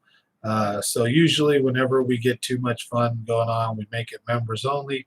So I appreciate the members here and the subscribers as well. You guys are always welcome, and thank you guys so much. But before, like I said, we get off, does anybody have any questions, any topics you guys want to go off? I'll give you guys another bonus, maybe 20, 15 minutes, something like that. You guys let me know. Otherwise, I really appreciate you guys on this wonderful Friday evening. I hope everybody has a blessed weekend. Hope you guys have fun if you guys are fishing, tight lines. May you guys all catch some fish, no skunks, knock on wood, and all the good stuff. So, and be safe, mainly, right? Always be safe. And like I said, so any topics, questions, anything you guys want to go over, fire away. I'm yours for the next 20 minutes then. We'll maybe extend this thing to 9:30. Otherwise, then I'll give you guys a few minutes to speak your piece and I'll jump off. But let me know. I'm just hanging out. Ooh, keep dropping my pen.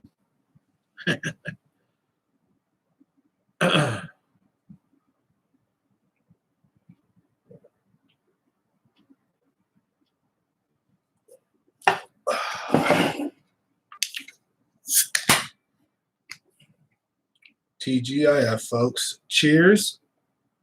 Salud to you. May you guys be blessed, and hopefully your guys' weekend goes awesome. Tell you guys what. Just cracked a beer too. Cheers, everybody. So we've been really focusing and talking about night fishing. For those of you guys who are new here as far as to tonight's conversation. And I really can't reiterate, if you really want to break your personal best, cheers everybody. If you really want to go for that big fish and you just want to do some fun fishing and you really want to try to break your, meet your goal and break your PB, excuse me, do some night fishing. It's going to be more comfortable for you. And also in the few months of the summer months, tournament fishing really slows down. It's really heavy in the spring and in the fall, right? If I really recommend, man, just for the UV rays, skin cancer, all that crap, fish at night in the summertime. It's just better. You're going to get more fish, bigger fish, and you're not going to get baked by the sun. The skiers won't get you. The stupid water wake boats aren't going to drown you. So, and Jesse J, cheers to you. You got it, a black and blue flake curly-tailed worm Texas rig, exactly. And then the same in a jig, black and blue jig with a dark, like a rage claw or even a Ned bug trailer that's a dark matching color. Oh yeah, that blue. And then here's another special for you guys. The Midnight Special, the good old Midnight Special Colorado single blade spinner bait. A little tiny, like a 6-inch electric blue or the purple or blackish worm, and you put a 6-inch curly tail on it as a trailer. and you use a midnight special spinner bait, oh, that thing has a rattle on it, and it's Colorado. Oh man, water level's still supposed to drop. So you know what that means, Pops? If the water levels are supposed to drop, usually, doesn't mean it's going to be for sure, but usually these fish are going to pull out and suspend. And one place they're going to like to hide is they're going to like to hang out along steep walls where the water can drop and they're still not going to necessarily be on these long skinny points where the water just drop bad. You know, it may be, but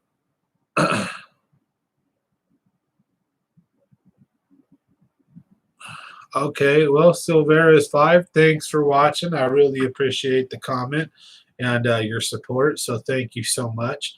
So you've been watching my video. So is your son. So thank you. And your question is, what's your best topwater lure and how to fish for the topwater bite? All right. So I would like to say, first of all, without making this a long-winded question, because it really is a topic on itself. So there's a bait caster and there's a spinning reel. So for those of you who can develop and have good hand reel coordination, and you can work a jerk bait, and you can do the motion of jerking your rod, but reeling at the same time, and like making like it's really freaking hard actually. So a walking bait and a jerk bait, when you're doing it quick, are very hard for me on a bait caster. But true story, for some stupid weird reason on a spinning rod, I could do it all day. The hand-eye coordinate, or it's something about what's going on in your wrist, right? So with a spinning rod, I can work that sucker, right? So if I'm throwing one of my favorite, okay, so I'm gonna have to break it down. So in my comfort zone, when I want to just bomb it with a bait caster, and I got power and I got my control, right? Well, I want something that I can rip really hard, and I want something that doesn't require the walking movement. So I want something like a Chopo or a Whopper Plopper that I can brrr and run, and then maybe jerk it a little bit or slow down or speed up or stop, right? That's what I want with a bait caster. What I want with a spinning rod depends on the conditions. If I'm in an area like the Delta and I got pockets and little coves and the still water here with some, I like a little popper. You throw it up in there and bloop, bloop, boom. You know, I like a little popper in those situations. If I got some open water and I'm fishing along things like points and things, I like a walking bait. And again, I have to use a spinning rod to do that. And it's a little embarrassing, but it's the truth. And so if I know I want to use a walking bait, I'll actually rig one of my spinning rods up with 12-pound test. I'll change all my gear on it, and I can go like a champ, and I can walk a walking dog like a champ. But on a bait caster, I can't. So it depends on your strengths or your weaknesses. But my favorites would be 3 different lures. Would be a Chopo Whopper Plopper, one of those 2. Then the second would be for a finesse or for key location bites, when you got like this hole, you know, and you're pitching into it, bloop, you know, the little popper, and you just you know, a Rico popper or a little pop R, right? That's very deadly. And then the third would be a walking bait, like a Vixen or a Sammy or a Spook.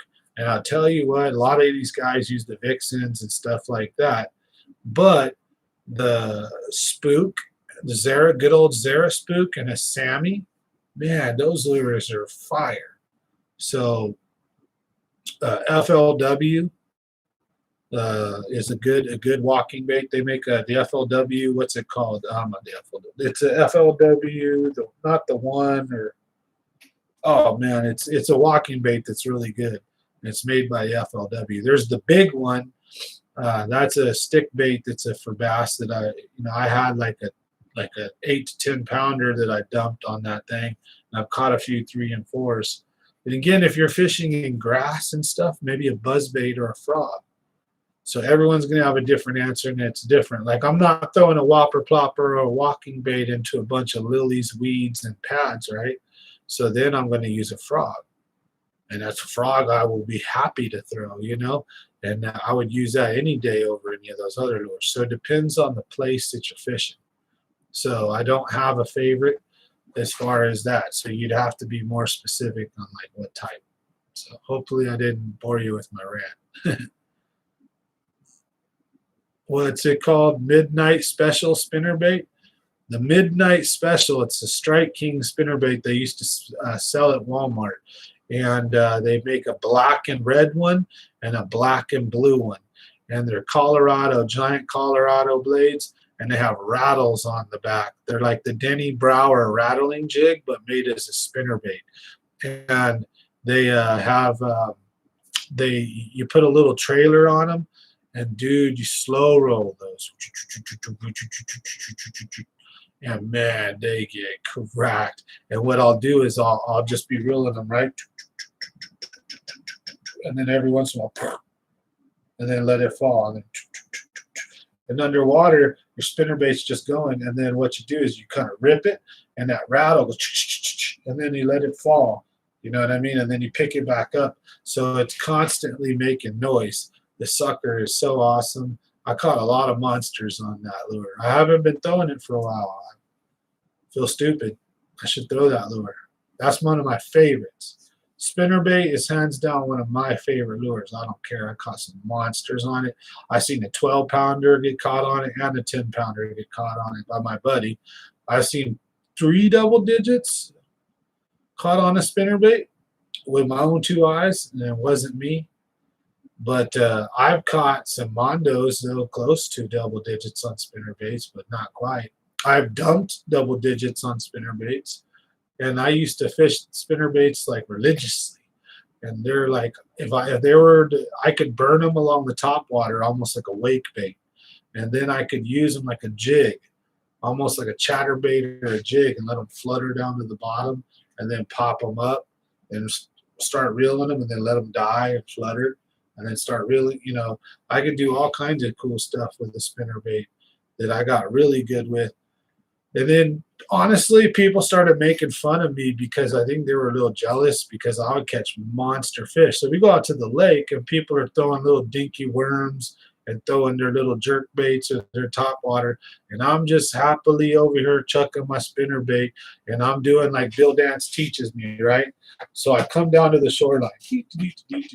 And I walk down to the shoreline, right? So, and then what I do is, let's just say this is vertical. So imagine like the shoreline's like this, right? So I'm standing, and then what I do is I make one cast this way, and then one cast that way, and then one cast this way. And then you guys, you know the fan cast? And then I sit there, and I do it just like this.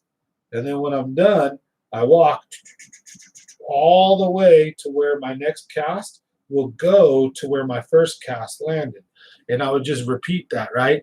And I'd throw my spinnerbait, and I'd catch monsters, and my buddies, you suck. All you do is throw your spinnerbait.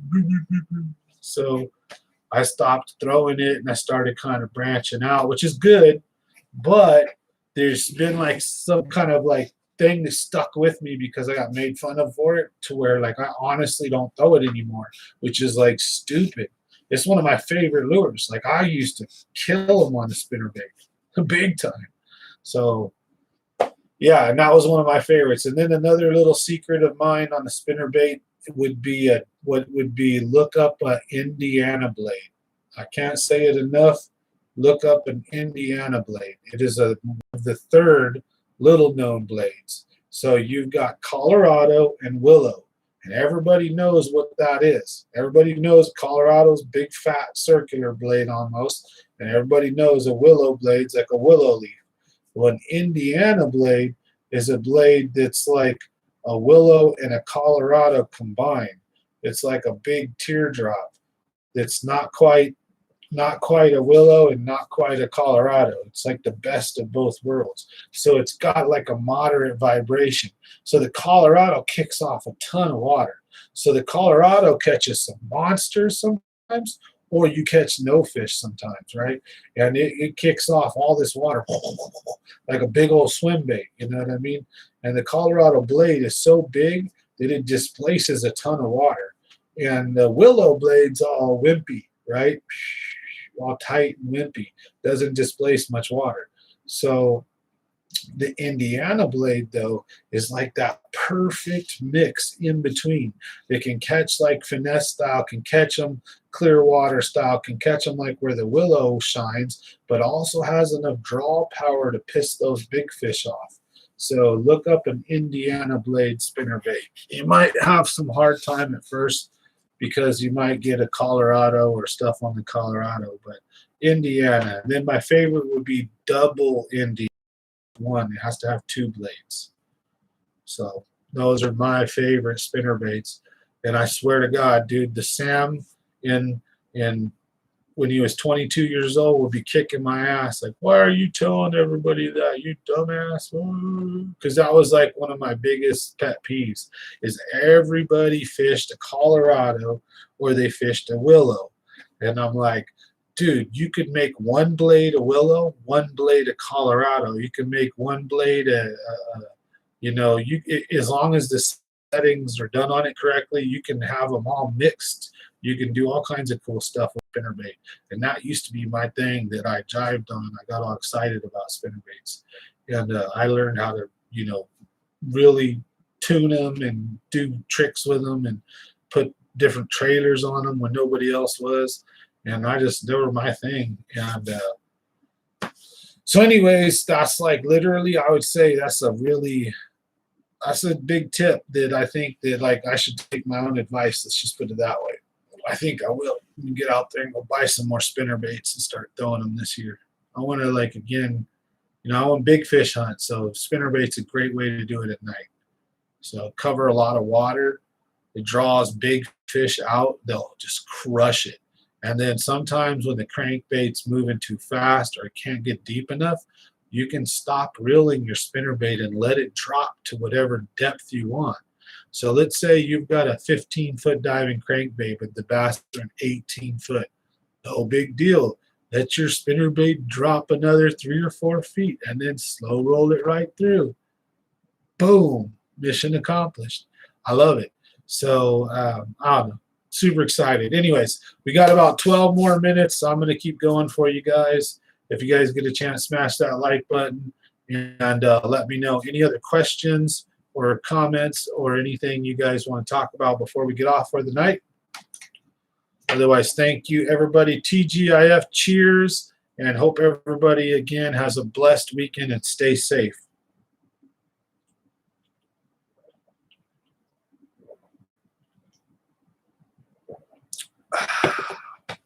You're welcome. Silveris 5 as well. So, again, yep, we're almost done for the night. So, if you guys are taking off, thank you for being part of the show. Thank you for joining. Really appreciate it. If not, if you got any other questions or anything you want to yap about, you got me for another 10 minutes or so. So, I appreciate you guys. You guys are awesome. So, thank you guys. What do you struggle with? You want to know one thing I used to struggle with was the vibration. How to know if the blades were spinning or not. You have to have the right pole. You need to be able to feel your spinnerbait.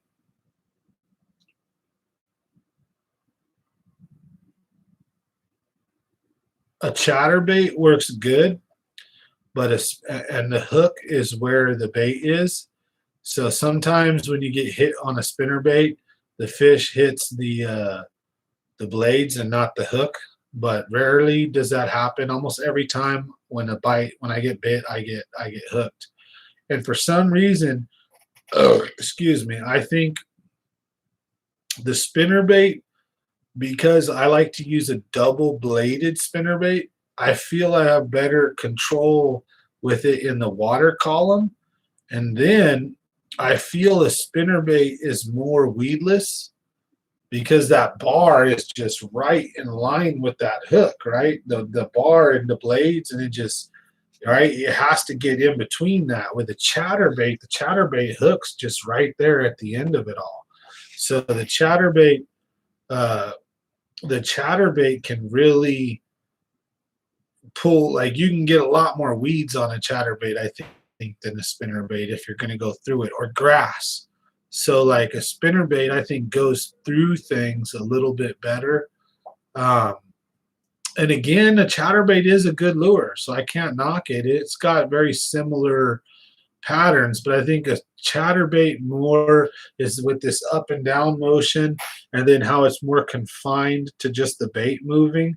It more resembles one big bait going through, while a spinnerbait, because the skirt puffs up in the and you have two blades, it looks like this big ball of moving bait.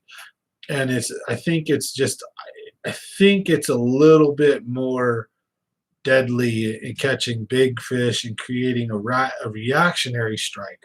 I may be wrong, but I don't know. That'd just be my take on watching the two of them battle each other over the years. Because my buddy would use a chatterbait while I'd use a spinnerbait, and I'd usually whip people up with a spinnerbait. I only put it down when I started getting made fun of pretty heavily. I run them both ways. I run them without without a trailer sometimes if the bite's tough. And then sometimes if like I'm throwing a few and I get nibbled, or like for example, if I got a trailer on and I get bit and I can't hook up, I take it off every time. Because there has been times where like I love the trailer, so I used to actually, we'll split this. I used to start with the trailer, and then I would leave it on. And then unless I noticed I was getting bit and I would miss my fish, then I'd take the trailer off. And I think that's probably the better way to do it. Because now what I do is I just kind of don't really have a rhyme or reason. Just sometimes I start without a trailer because I want to like stick that fish. So if I get bit, I want to make sure I hook them.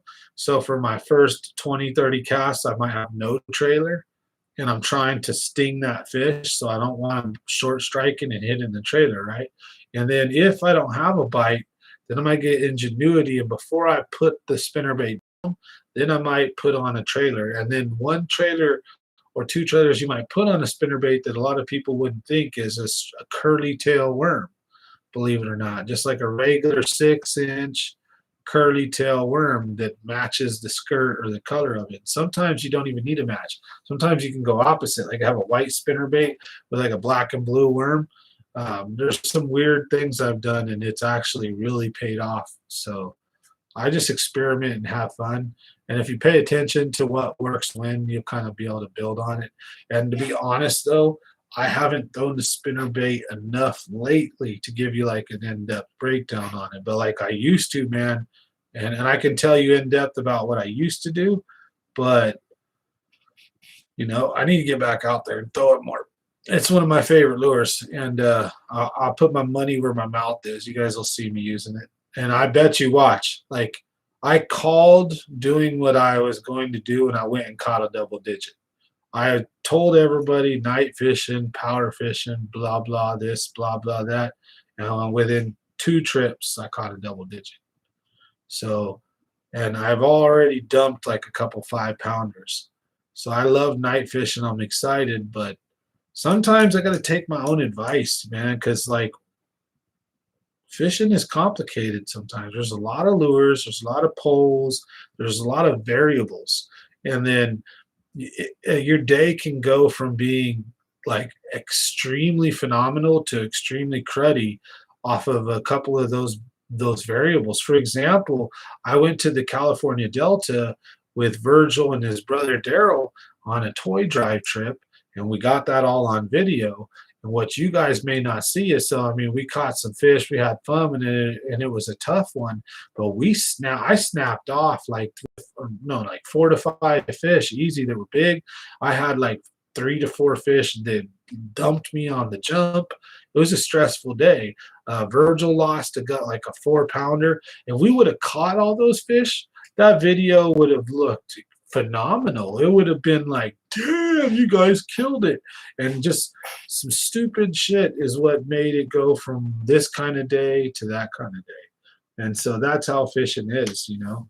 And that's why it's cool to have the GoPro, so you can catch those moments when when you have a good day like that. Yep, Don Pedro Mudlines. Yep. What if you have like a jointed crank that dives pretty deep, but it's too light to cast a good distance? Then what you do is you put that on a spinning rod. You put that on a spinning rod. You change your rod. So you got that on a bait caster, and you got that on like 12-pound test or 10-pound test.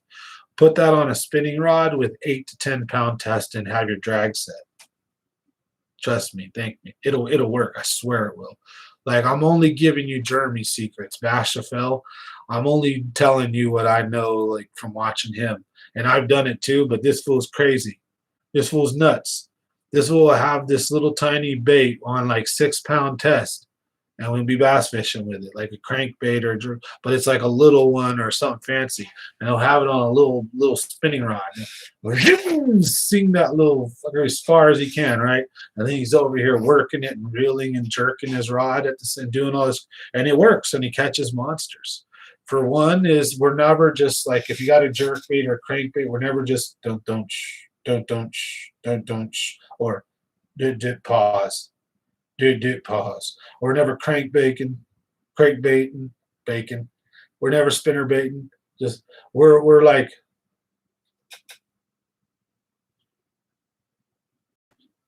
and then or we're reeling and we're with our, we're doing things with our rod tips, with our reels.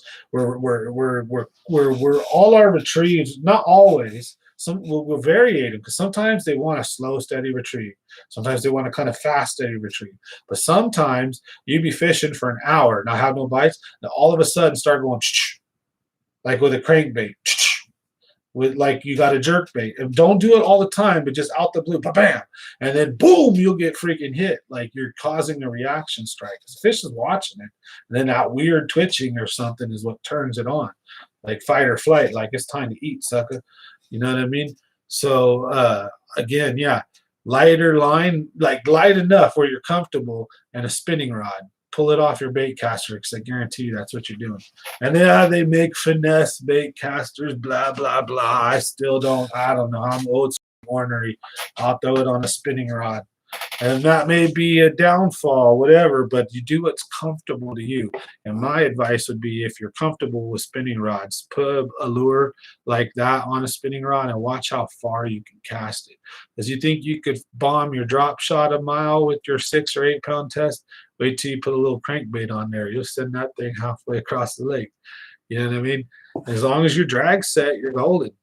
Now, the only place that'll kick your butt, and that's not a very smart decision, will be the Delta, right? See, if you're in a fishery like McClure, so I'm talking to Pops right now, like if you're at and 209 Bass specifically, but everybody else. But if you're at a fishery like McClure, Pedro, New Maloney's, even certain places at Clear Lake, a lot of lakes, if you're in water where you're going to hook a fish and there's nothing but just like rocks and shore and stuff, and there's not docks and boats and trees and bushes and like piers and things and like all this crap around, man, you have to your heart's content, you can catch a 12-pounder on 4-pound test. But at the Delta, you hook a 10-pound bass on 8-pound line, and you are, if it's anywhere near, that bass is going to go zzz, and then second you try like stop it, snap, done. So, and then if you let it go, zzz, it's going to swim, it's going to go into like, some of these boat slips have like these bars or things. That it's going to punk you. It's going to go behind a pole, or you're going to be done. You're screwed. You're never going to pull. And then if it wraps around, so even if it's stuck on, you'll never ever get it off. You won't get it out. Chances of you landing it are like a 0, like a 1 to like 100, like in a bad way. So it all depends on where you're fishing. So also be mindful of that. So, you know what I mean? That's why, like at McClure or Pedro, you can hook into a monster using like a little jerk bait or a little rattle trap or something, or a little square bill or a little deep dive and crank, but a little mini guy.